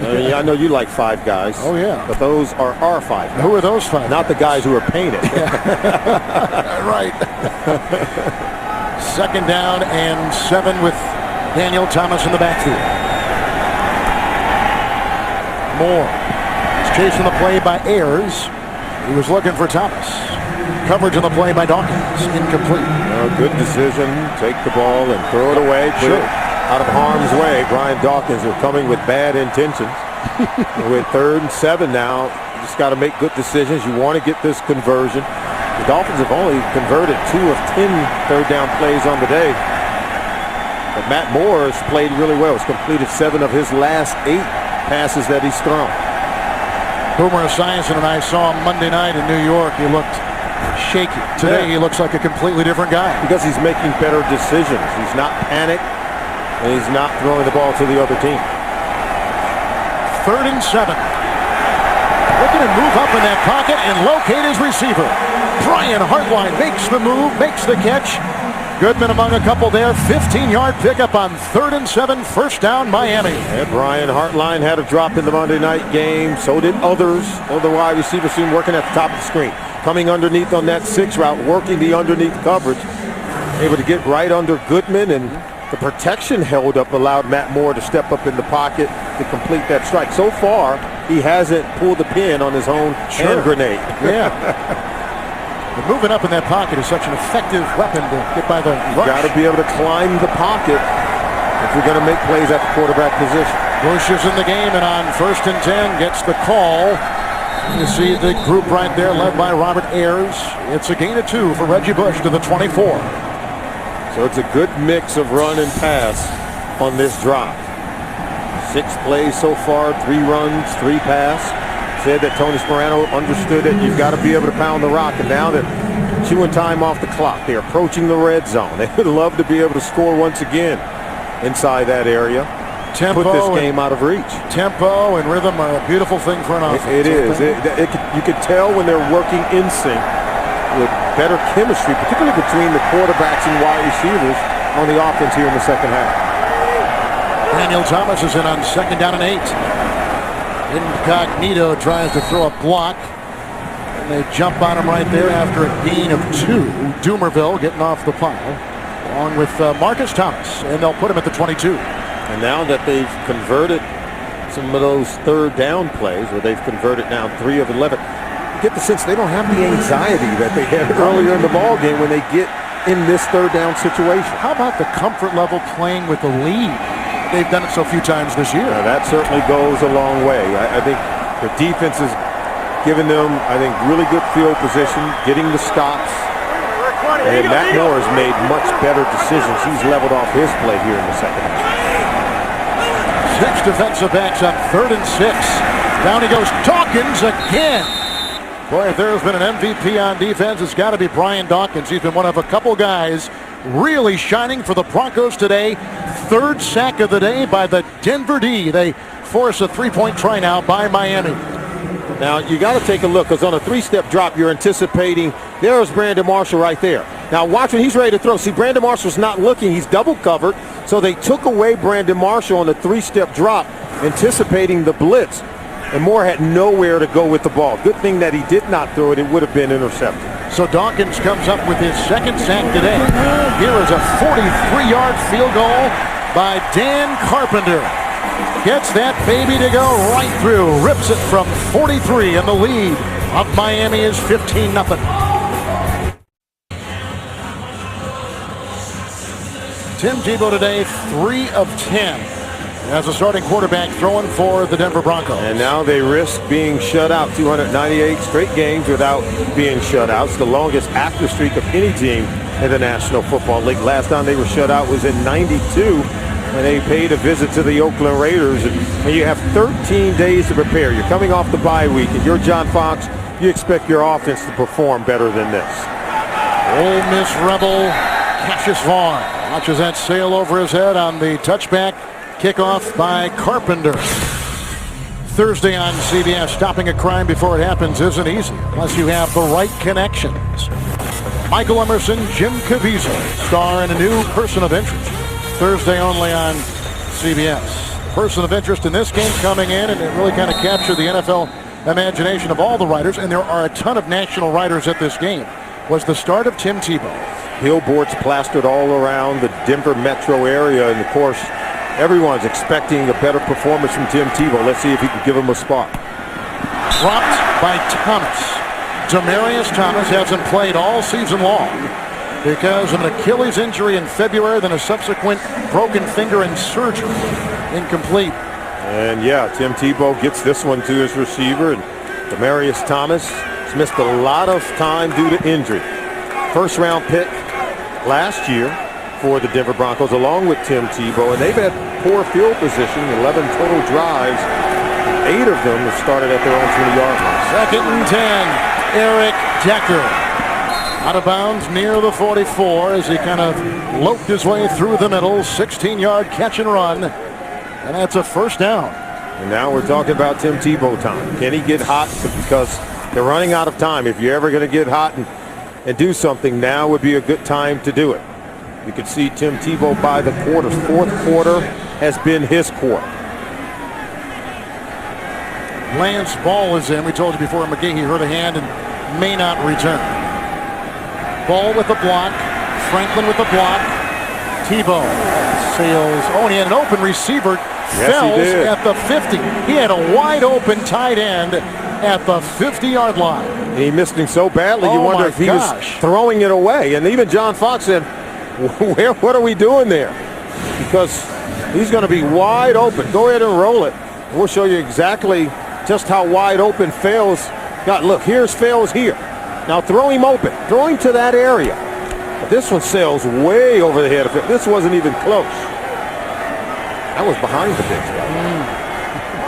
And there's no wind. 2nd down and 10. Oh, they're on him now. Starks was chasing him. Incomplete for Fells. Coverage by Tyrone Culver, who was starting today for the injured Rashad Jones in the secondary. As you take a look at Kyle Orton. We talked about how many big plays this defense for the Miami Dolphins. They've given up some big plays defensively. In fact, they've come into today's game allowing the most yards per pass attempt of any defense in the National Football League. But yet and still, Tim Tebow, even though when receivers do get open, not able to take advantage of it, you'd expect that if there's any secondary you could make big plays against, this would be one of them. It's 3rd down and 10. Look out. Wake has him. Corkscrewing Tebow in back at the 30. The 5th sack authored by the Miami defense. The 2nd by Wake. And Denver's got to punt the ball. First of all, this defense has done a good job all day of keeping Tim Tebow hemmed in the pocket. And you can see him beating the right tackle, beating Franklin again. Does Cameron Wake. And then once he gets hold of it, very strong fullback like Tim Tebow, he's able to wrestle him to the ground. And Tim Tebow, most of the time, will step out of the arms of defenders as they're trying to get the sack. That time it wasn't the case. 11 possessions, 8 punts now for Denver. 2 missed field goals and a fumble. That's been their resume today. Colquitt to punt to Devon Bess.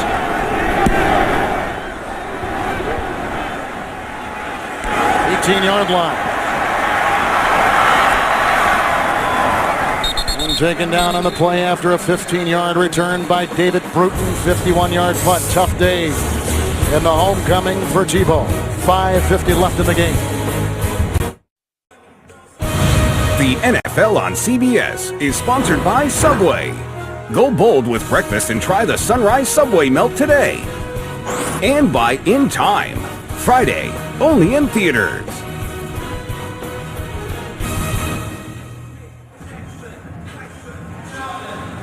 Well, coming up with the game here in Miami, Florida. Subway postgame show at JB and Company.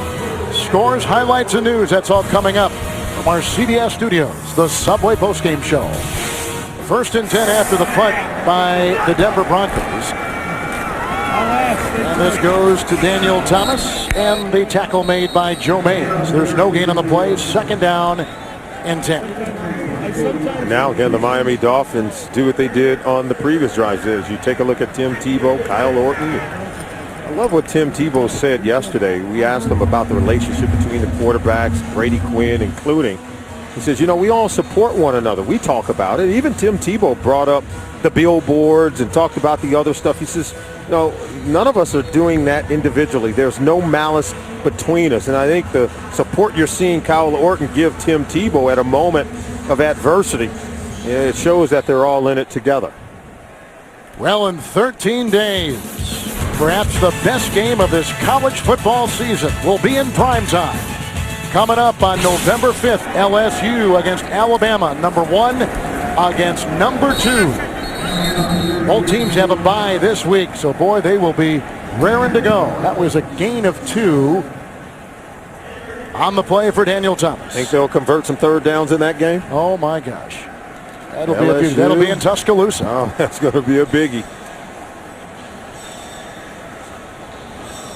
Well, we've mentioned in this broadcast about Tony Sperano, and of course, when your team is losing, there's always a lot of conjecture. The Dolphins, one of 3 winless teams coming into today, along with Indianapolis, along with the St. Louis Rams. And it looks like he's going to notch his first win of the season. And there are fans here in Miami that clearly wants to see their team struggle enough to get Andrew Luck. That's talking a lot of these things. I can't imagine it.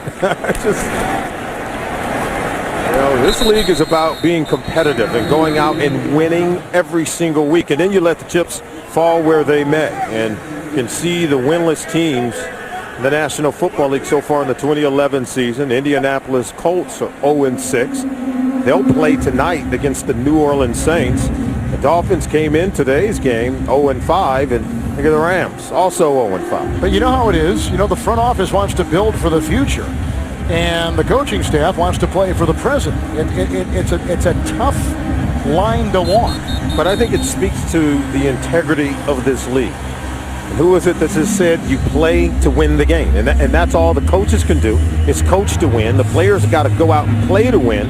And for players, I think it's a question of health as well. I mean, it's dangerous. If you go out there and you're giving anything less than 100%, I think you make yourself susceptible to injury. It was Herman Edwards, by the way, and you know that. There you go. Yeah, who has been saying that we've used that line a couple times today, but that's the way these players feel. Both teams have come out and said we're playing for right now. Juan Cosby lets it bounce at the 3 and ricochet into the end zone for a touchdown. 64-yard punt.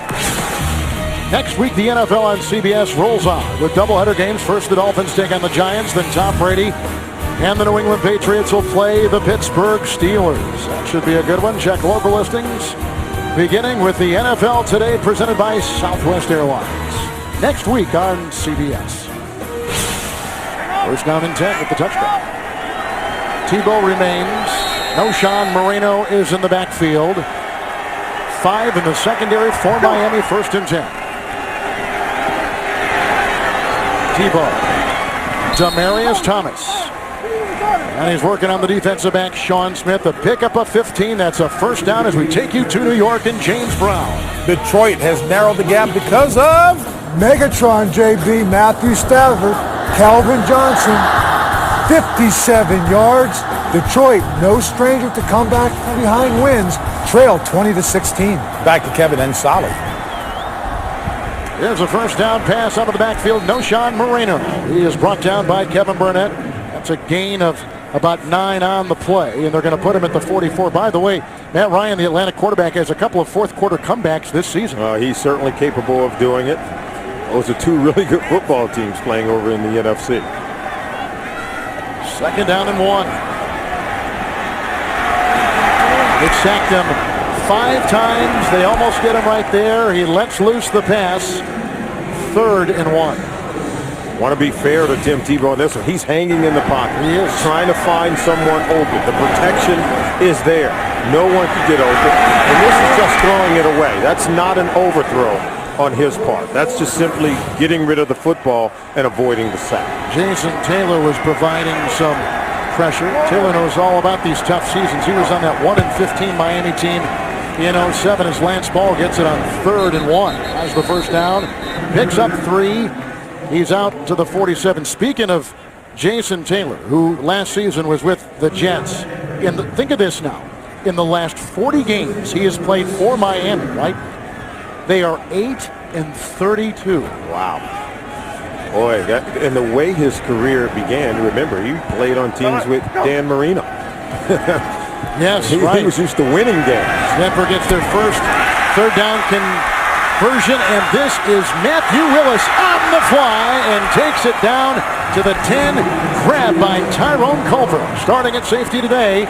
That's a catch and run of 43 to the 10. And look at the throw from Tebow. While on the move, moving his feet, but still accurate passing in tight window. Look at that.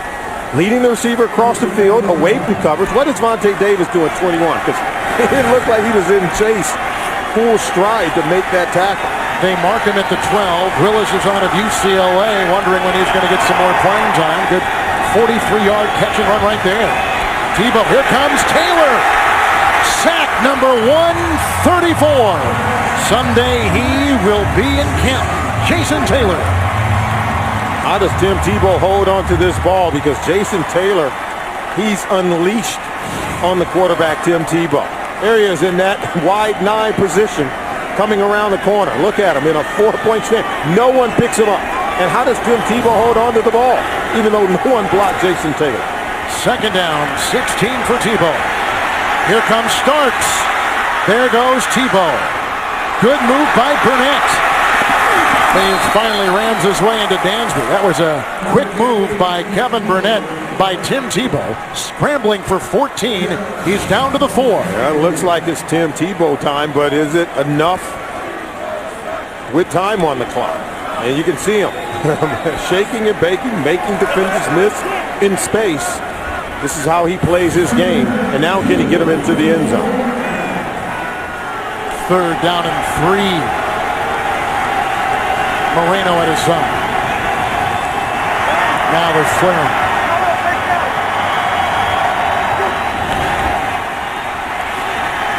From the other side, Wake can't get him. He's already sacked him twice. And that is a touchdown reception. Grabbed by Demaryius Thomas. 5-yard touchdown pass by Tim Tebow. Now this is the magic that we've been waiting for to see from Tim Tebow. Watch the defender coming in from the blind side. But then look at the presence here. He feels him, spins out of it, and then this rocket shot with the left arm for a touchdown to Thomas. Now that's the quarterback just making the play. Thomas with the grab. That is his second catch today. 5-yard touchdown pass by Tim Tebow. 2:44 to play, but you can see Denver is out of timeouts. He should have been sacked on that play, Kevin. Should have been. He had Looked like eyes it. Yeah, you're right. in the back of his head. And some good numbers on that drive. The big play, a 43-yard catch and run by Matthew Willis. Spinning away from Cameron Wake, and there you see the nice throw with accuracy, yet again while on the move from Tebow. Sean Smith was covering in the secondary for Miami. Every scoring play is reviewed, and they have buzzed Clete Blakeman, our referee, here on the field. Miami takes their second timeout. This will be a 30-second timeout. All right, the timeout taken by the Dolphins, maybe to buy more time for the review booth to take a look at this play. Yeah, let's see if it was indeed a catch. Here's the extended hands. Ball touched the ground, but did it move at all? Nothing to show you that Nothing it did. to show us that it did. Look at the rush. How does he ever see Cameron Wake? And then the throw to Thomas. There's the catch. Maybe the ball did hit the ground, but remember, if you control the ball through it making contact with the ground and it doesn't wobble or move, and you maintain constant possession through making contact with the ground, they're going to rule it a catch. Now, this was a very good timeout taken by Miami because the added time has given the replay booth to indeed buzz the referee and say they're going to review it. So had they not called the timeout, Denver would have gotten up and kicked the extra point. But because they called the timeout, Miami bought a little bit of time for the replay booth, which we'll now take a look at. Did you see enough there to overturn the call on the field? Well, that will be the thing that Clete Blakeman will take a look at under the hood. Let's watch this one more time from this angle. Take a look at it yet again. Okay. See, there's the ball on the ground there. But you still don't see if the ball moves at all. Ball is on the ground, but does it move? Slowly come up now. Let's see it. Little slight rotation, but you can see he's got the ball. He's possessing the ball. Little look as we can show you.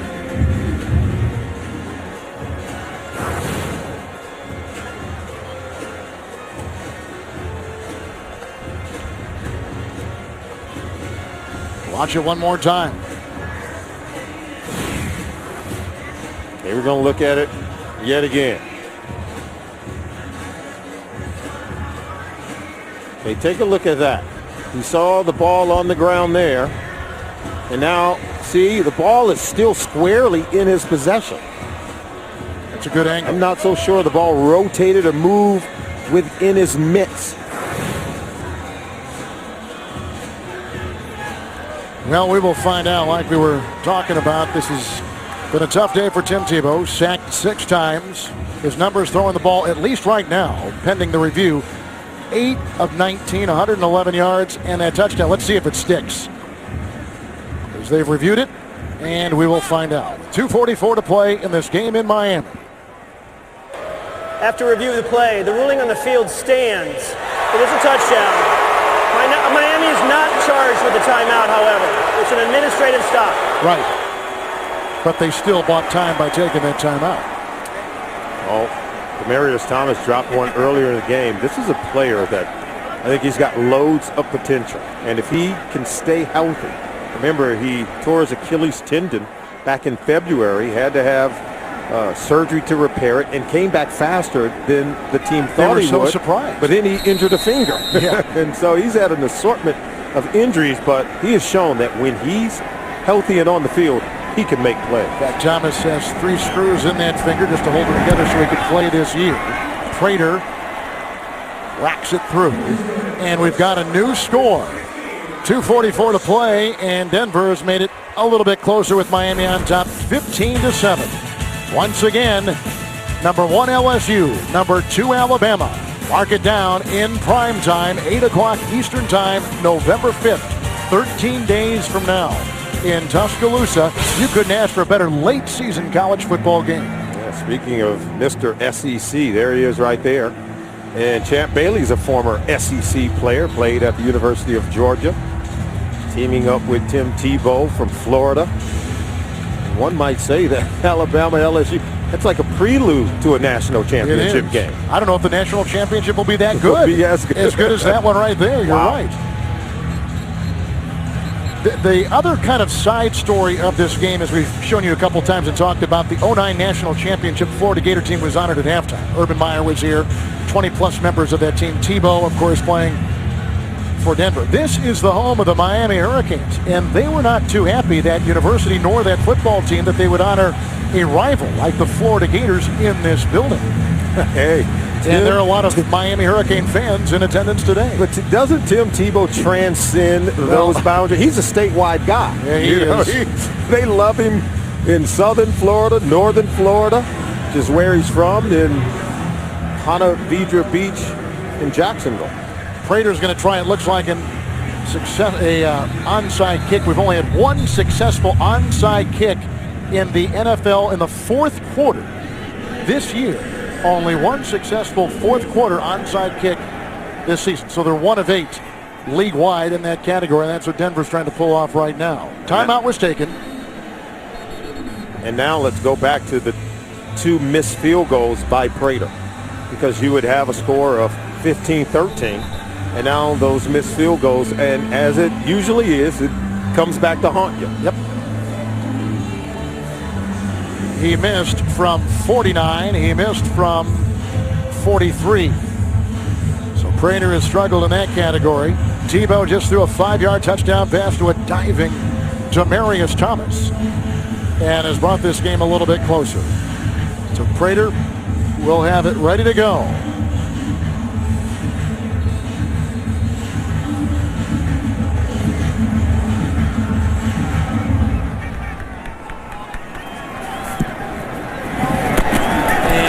Was caught, grabbed on the ball. Was it fumbled on the play? Marlon Moore went up.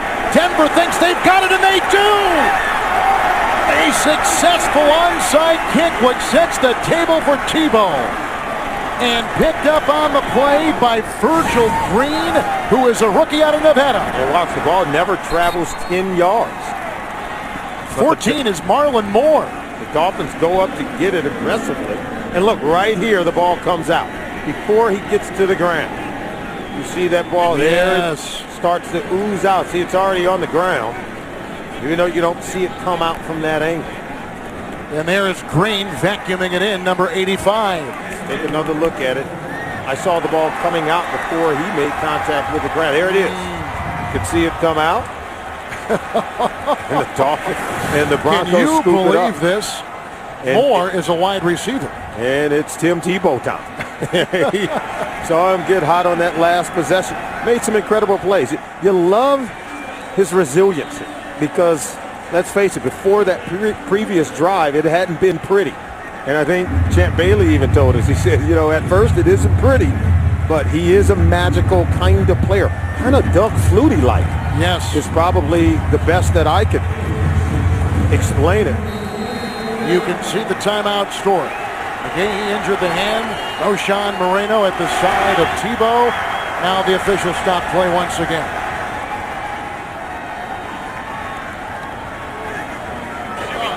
.241 on the play clock. Game clock. 2:41, please. And they just got some more time. Well, John Fox isn't going to complain about that. I think he was trying to say 44. But they'll take 41. And from the 44-yard line, 1st and 10. Over Jason Taylor. On the money for Demaryius Thomas. Brought down on the play by Sean Smith. 7-yard pickup to the 49 of Miami. And now we get to see Tim Tebow in a no-huddle offense, trying to run the clock before we hit the 2-minute warning. 2nd down and 3, and again Denver without timeouts. No Sean Moreno. Cameron Wake brings him down close to a 1st down at the 46. That'll be close. See if we can get another play off. I don't think they're going to get it off before that 2-minute warning. We're at the 2-minute warning. They did not get it off in time. 3rd and 1 when we come back.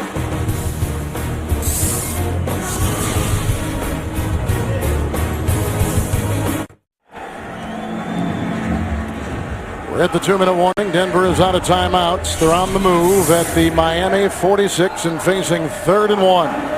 And now let's see if Tim Tebow, this is the area where he can take over the ball game.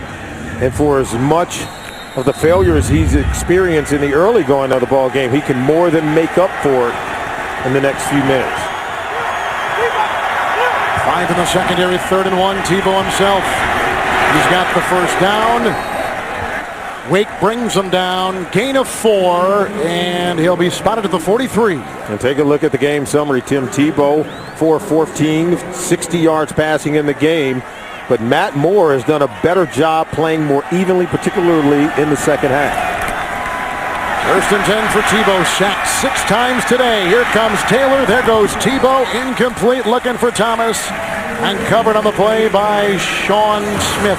And the key plays in this ball game, Kevin, have come with 2 missed field goals by Matt Prater, the kicker for the Denver Broncos. And they have missed on opportunities to score points. They could have had 6 there. Then Willis McGahee fumbled, set up the touchdown. Matt Moore to Anthony Fasano. First time they scored a touchdown in 11 quarters. And then the touchdown from Tim Tebow to Demaryius Thomas. That's why our score is 15-7 at this point. 2nd down and 10. He's got it. Royal spins his way to the 35. He picks up 8. Again, no timeouts. Clock continues to tick. At the 36, 3rd and 2. Lance Ball is coming in the backfield.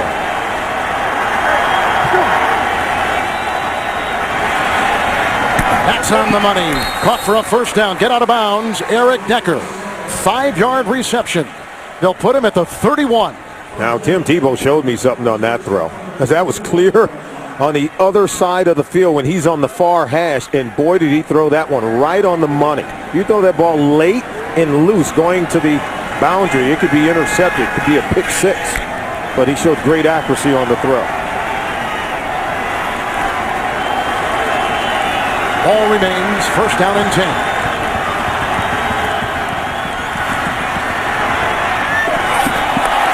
Incomplete to Matthew Willis.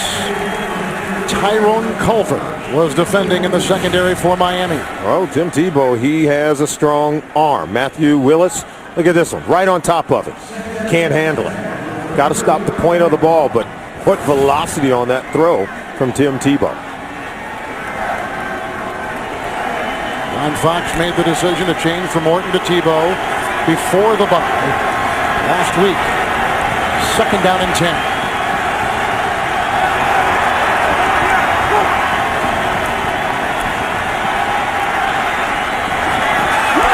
And what a catch!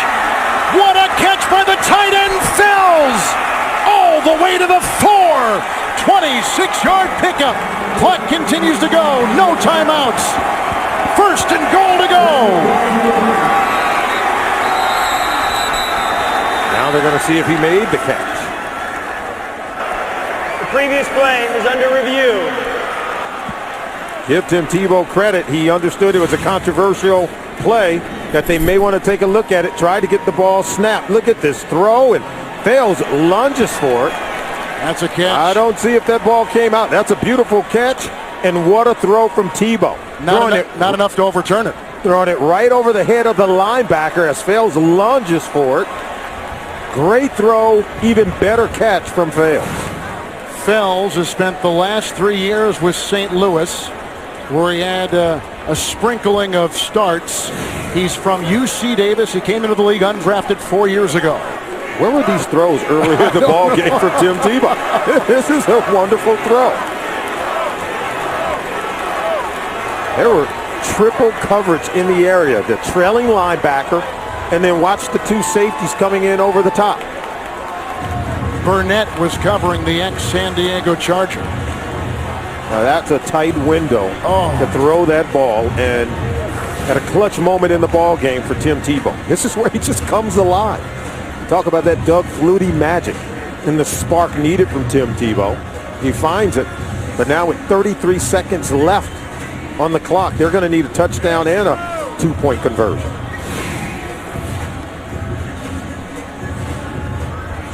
Look at the throw.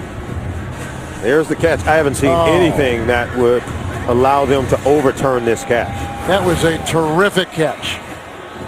Clete Blakeman has viewed the replay. Now down inside the 5-yard line, you usually get Tim Tebow running the ball.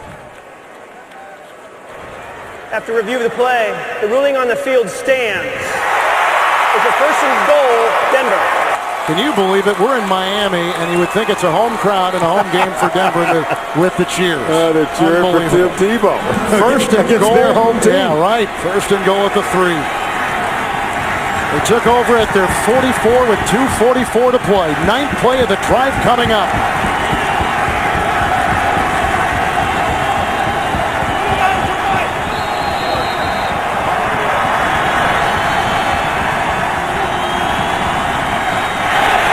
To the end zone, incomplete for Demaryius Thomas. Coverage on the play by Sean Smith. Also, you want to rush the quarterback, but you got to be careful. You don't want to go flying up the field and allow Tim Tebow to keep it and run underneath. He does try to throw it. Looked like Thomas almost gave up on it because he felt he was being held. It was a well-thrown ball. And watch him. See, he kind of gives up on this one. You close on that one, try to make a catch. He's defended by Sean Smith. Under center this time, 2nd and goal at the 3.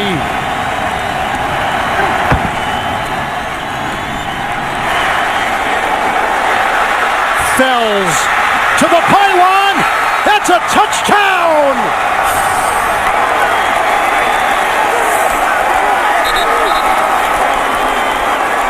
Just a tight end screen with action going away from Fails, who slips to the open area of the field. Look, he's by himself with a convoy of guys who probably could have been called for illegally downfield because they're almost in the end zone when he catches this ball.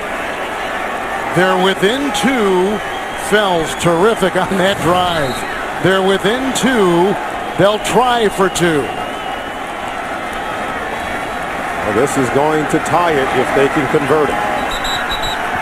I could see a run here by Tebow, huh? You could see a run, but I would suspect they would give him a run-pass option, maybe some kind of rollout, something to getting outside of the pocket. Now, if he reads the linebackers are spread out and not defending behind the defensive lineman, he'll run some kind of quarterback draw where he'll drop back and then keep it and run it up the gut.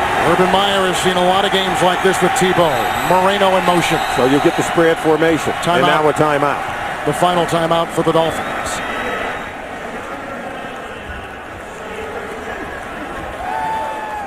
That spread formation, Kevin, is designed to spread the defense thin behind the defensive line, and hopefully they'll get guys charging up the field trying to get to Tim Tebow where the offensive lineman will turn out. Tim Tebow will automatically abort the play called in the huddle and just keep it and run for a touchdown, depending on the look that he'll get from the defense. Tebow's resume and the offense's resume before these last two series, they had 11 possessions, 8 punts, 1 fumble, 2 missed field goals. But on the last 2 possessions, a 5-yard touchdown pass to Thomas, 3-yard touchdown pass to Fells. Now they try for 2 and try to tie. With a spread, no linebackers defending behind the line.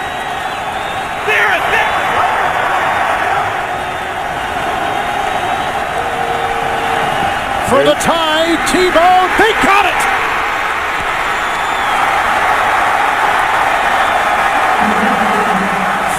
Unanswered points by the Denver Broncos. 17 seconds left to play, and Tebow has done it again. Well, take a look at it. No one behind the defensive line, so he'll just keep it. Tim Tebow, perfect read on the defense based on the spread formation they had. When you have no linebackers backing up the defensive line at the second level, he understands he's going to keep it. Now, that's a play you would not run with Kyle Orton at quarterback. You talk about tailoring the offense to Tim Tebow and him doing special things. Well, you got it on that 2-point conversion to tie the game up at 15. So he fakes like he's going to throw it. No way was he going to throw that ball. That was just too easy. On a day where they honor Tebow's national championship team from 2009, he won that game against Oklahoma to capture the national title in this stadium. Go back to high school as a senior when he was being recruited by Urban Meyer. He won a high school title game, the Class 4A state championship game in this building. In fact, they needed him down the stretch to play defense, and he played defensive line in that game. And what about Tony Sperano on the hot seat here? 15 unanswered points by Denver late, and they've come back to tie with 17 seconds left in regulation. And if you're Matt Moore, you're thinking, boy, we finally start to make some plays on offense, and our defense does a good job of stopping the Denver Broncos offense the entire game. And then on their last 2 possessions, the Broncos take it in for a touchdown, and then another touchdown, and the 2-point conversion. Odrick is getting up slowly, the defensive lineman. Urban Meyer watching from the side. He has seen Tebow do this before, and now he sees him do it again here in the pros. If you're Urban Meyer, aren't you kind of a little bit divided? You're a Florida guy, but you're rooting for Tim Tebow.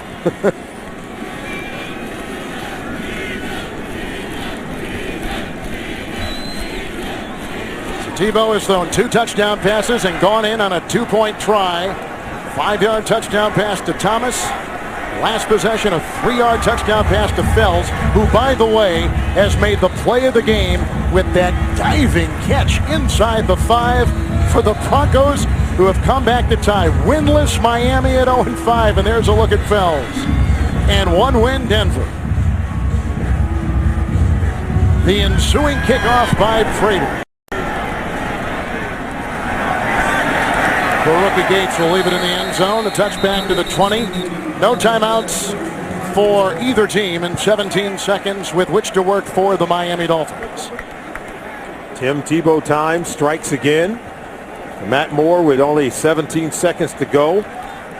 Maybe you take a shot down the field. Just maybe you can get Carpenter in position to make a play. You can see the target line is just beyond the 40-yard line is where they need to get. Look, they're just going to sit on the ball. Yeah, they're going to sit on this one. And we're going to go to overtime. And the fans don't like it, but boy, does it make for some great TV. Tim Tebow doesn't disappoint. The numbers don't look good. But at the end of the day, when we talked about it, we were not going to judge him on all the statistical data, even though he does have a couple of touchdowns in this game, that we were going to judge him on effect, on the outcome. What are the results with Tim Tebow? Finally turns it on and is able to tie this game up and take us into overtime. They got to be going nuts in Denver right now. I mean, they've been clamoring for this guy to play. Billboards have been put up, pressure from the fans. He almost pulled one out a couple weeks ago before the bye against San Diego. But what were they thinking the first 3 quarters of this game? When we were showing some of those incompletions and wide receivers, the ball selling over their head, then somehow or another he pulls it together, Kevin, starts throwing laser-lock passes with accuracy, converting third down into first downs, and then making magical plays, even while under pressure in the pocket, spinning out of the pressure provided by Cameron Wake, throwing a touchdown to here's the situation. We'll Thomas. play up to one 15-minute period. First team to score wins. You each get 2 timeouts. All replays will be handled upstairs, okay? Denver's a visiting team. It's your call. That's heads with the helmet, T with the tails. Heads is the call. Heads is the call. It is tails. Miami wins. You want the ball? Which way? You want to kick that way? Yeah. Okay. Miami wins and we'll receive. How ironic. Kyle Orton, one of the team captains, out there calling it. Tebow has taken his place, led his team for 15 unanswered points to tie. Urban Meyer and Stephen Ross, that is the owner on the right there, the owner of the Miami Dolphins. How do you stand next to the owner of the Miami Dolphins while you're still rooting for the quarterback for the opposing team? You know, Urban Meyer's got to be feeling really good about how his former quarterback Tim Tebow has performed, but yet he's staying next to the owner of the Dolphins. It's got to be sort of split right down the middle. He may be unconventional, Tebow, but he sure makes things exciting, doesn't he? Oh, absolutely. Fun to watch. Kickoff by Prater. We're in overtime, and they'll leave it in the end zone. So the Denver Broncos in the final 2:44 come back. First of all, Demaryius Thomas on the pass from Tebow. This great catch by Fells. And then Fells gets it and goes in for a touchdown. They come within 2. And on the 2-point try, Tebow bulldozing his way in to tie it at 15. 15 unanswered points. And don't forget about the onside kick that Denver retrieved to get that game-tying drive. Flawless execution in those final 2 minutes by the Denver Broncos. Matt Moore, 1st and 10 with Bush in the backfield. Broken up. Nice defensive play right there by Chris Harris. He is undrafted out of Kansas. It's 2nd down and 10. All right, if you're Matt Moore, you've got to be careful with the ball. There are times you need to be aggressive, and then there are times when you need to be more careful and make better decisions. Threw that ball late, nearly intercepted by Chris Harris. Daniel Thomas, the rookie running back, is now in for quarterback Matt Moore. 2nd down and 10. Blitz. Marshall, the ex-Bronco, working on Champ Bailey, a guy that he went against in practice for many years. It's a gain of 9 to the 29. All right, Champ Bailey. They're battling to keep Marshall from slicing down inside on that slant route, because once Marshall gets down in front of you, he's 6'4", 230. No way you're going to keep him from catching that ball. He cast a huge shadow. The Dolphins have just got to be shell-shocked. They have to be, and should have played better defensively, particularly on the 2-point conversion. It's 3rd down and 1. Thomas digging. He didn't get the first down. Hagan came and got him. No gain, 3 and out. Good hit from Quentin Carter in the secondary. Harris put in a helpful hand, and Thomas, their future here in the backfield, couldn't grind out a yard. And so Sperano brings them off. We have a Bronco player down, and that player is Robert Ayers. Now, this is just amazing. The Dolphins that seemingly take control of this game jumped out to a 12-0 lead here in the second half. They're scoring touchdowns when they had struggled to do so. They started moving the ball offensively. We're playing very well against Tim Tebow, keeping him hemmed inside the pocket. Now Tony Sperano can't believe what he's seeing. Fields will punt. Deep back, they got Quan Cosby. Wind now is negligible here in Miami.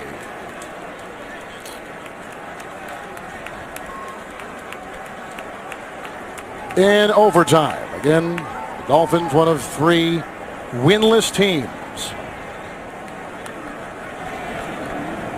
Colts tonight will play in a game against the New Orleans Saints.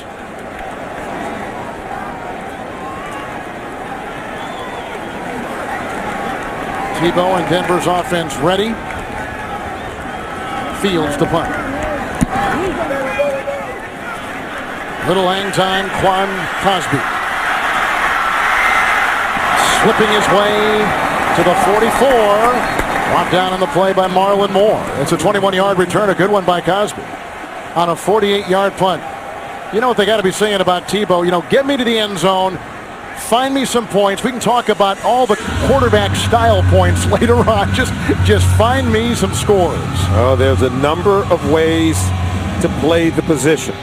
And not everyone plays quarterback the same way.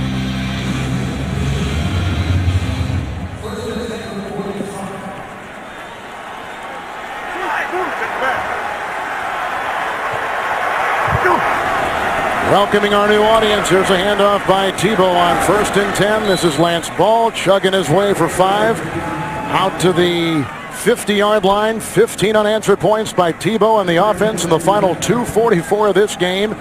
They got an onside kick involved in that, and Tebow has thrown 2 touchdown passes and has taken his team to a tie. Now the possession, the first by the Broncos in this overtime. 2nd down and 5. No Sean Moreno. Wrapped up. Brought down.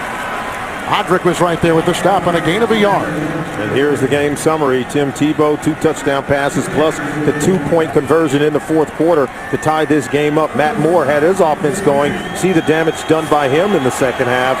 And the Denver Broncos have scored 15 unanswered points to tie this game up and bring us into overtime. 3rd down and 5. Tebow corkscrewed in. Nice defensive play by Randy Starks. On the defensive line, the 7th sack authored by the Miami defense today on Tim Tebow. And a sack they needed in order to get the ball back, because good field position for Tim Tebow and the Denver Broncos. They pick up a couple of first downs. They're going to be in field goal range. So huge stop by the Miami Dolphins defense. All right, to punt now is Britton Colquitt. He is a top 3 punter in both net and gross. As good as we got going in the NFL right now. The back is Devon Best back at the 10 for Miami.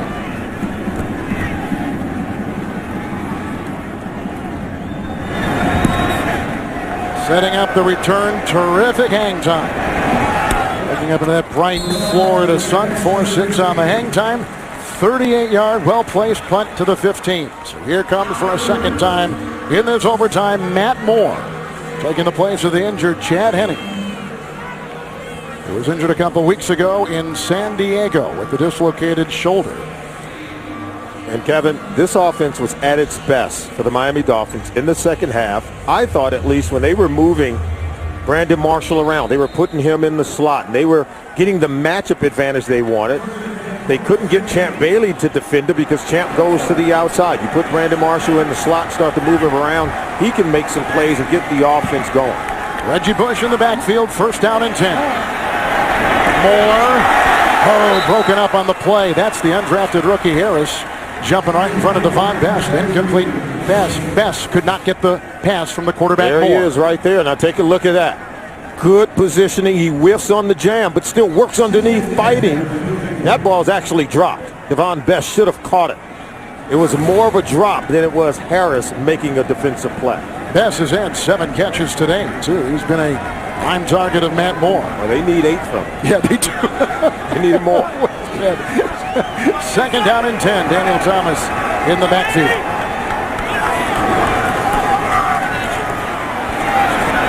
That's caught. Good looking catch made by Marshall. Finally brought down by rookie Quentin Carter. 17-yard pickup. They work the ball to the 31. You see they're putting him in a position to get matched up, and you can see a little rub off, even though Bailey's in coverage. That stack formation for the wide receivers doesn't allow Bailey to get up and be aggressive and jam Marshall at the line of scrimmage. So that little creativity right there by way of formation allows Brandon Marshall to get open for the completion. Broncos going with 6 in the secondary, 1st and 10. This is Thomas. It's a block by Colombo. tackle made by Brian Dawkins, who's got a couple sacks today. That's a 7-yard pickup to the 38. Yeah, now you get the sense that this offense is gaining some rhythm on this possession here in overtime as John Fox looks on. He knows his defense got to be able to dial up something, create a big play, force a turnover, and if you're Tony Sperano, you just say, hey, hold on to the ball when we run it. Quarterback make good decisions, and wide receivers get the catch, create yards after the catch, but secure the football. Second down, long 2. Thomas again. He works his way to about the 42-yard line. Has the first down, picking up 3 on the play. B.J. Williams makes the stop. Well, it's amazing that the Denver Broncos defense hasn't crowded the line of scrimmage a little bit more, because Matt Moore hasn't really attempted any passes down the field. You're right. Everything has been of the dink and dunk variety, and you'd expect them to swarm and crowd the line of scrimmage a little bit more, blitzing Matt Moore and see if you can force some errant throws since they're not taking those shots down the field. 5 defensive backs for Denver on 1st and 10. Here comes D.J. Williams. Swipe the ball away. A sack and maybe a fumble. Let's see. D.J. Williams came through with the tomahawk chop as Moore felt the pressure. This is huge. It's going to be very huge. Oh, they got the ball. It's Denver's ball on Miami's first turnover today. Already in field goal range inside the 40-yard line. Working against the right tackle, Mark Colombo. Watch him come in for the right side of your screen. Swatting the ball down right there. Smartly so, getting the ball out. And the one mistake made by Moore, look how he holds that ball up high. Not 2 hands on it, but 1. All quarterbacks are taught carriage of the football must be done with 2 hands high on the football. He's holding it with 1. D.J. Williams comes in, swats the ball out to get the ball back for his football team already in field goal position. Lance ball in the backfield. Tebow on 1st down and 10. Koamisi brings him down after a gain of a yard in pre-game warm-ups. Matt Prater hit a 63-yard field goal from this direction, going to our left into the wind. But then came out and began this game by missing 2 field goals that would have given the Denver Broncos 6 points in the first half. Including a 49-yarder at this end of the field, where he knocked in the 63-yarder before the game. 2nd down and 9. Ball again. It looks like they're just trying to set up the field goal try. Burnett makes the stop, gain of a yard, down to the 34. Trying to keep him in the middle of the field. You can see with that run, not wanting to break it outside. 400 regular season wins in franchise history. First win at Miami would come today if they can get it, where they're 0-7 all time. Tebow in the offense, scoring 15 unanswered points.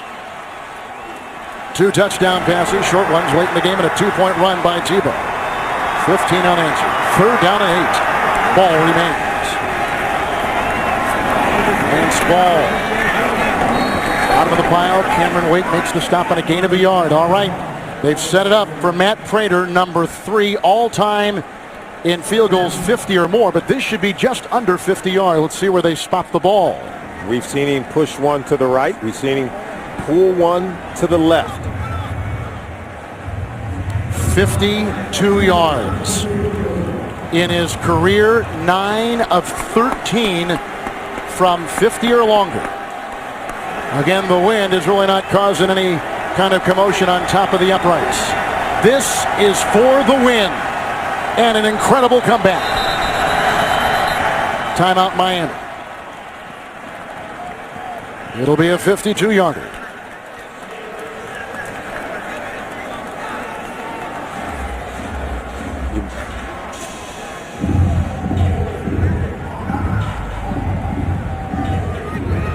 What do you think? Well, it's one of those deals. I think you've got to be able to do that. And, I mean, if you're the Miami Dolphins, you're going to be kicking yourself. And John Fox knows his team is fortunate. His offense woke up just in the nick of time. And might say that the Dolphins snatched victory from the jaws of defeat when they couldn't possess the onside kick. And they had victory. They had it right there in their hands, knocked the ball out, and Denver was able to mount the comeback. He's had 100 field goal attempts in his career. He's never had one blocked. He hasn't made today. This for a win. 52 yards. He got it! Denver and Tebow have won!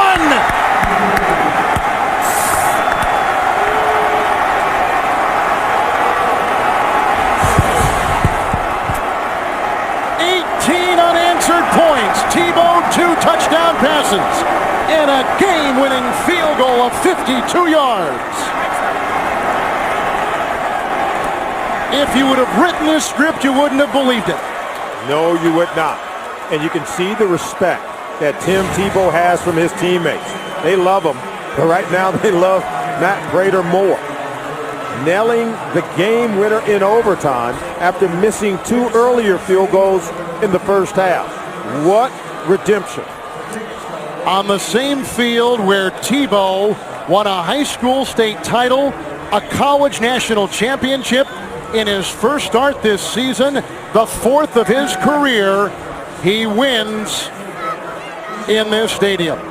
18 unanswered points in the final 10-20 of regulation and overtime.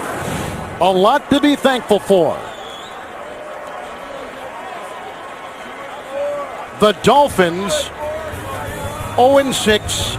Denver going to 2-4. What a finish. Thank you for the ride. For Solomon Wilcox, Kevin Harlan, good night.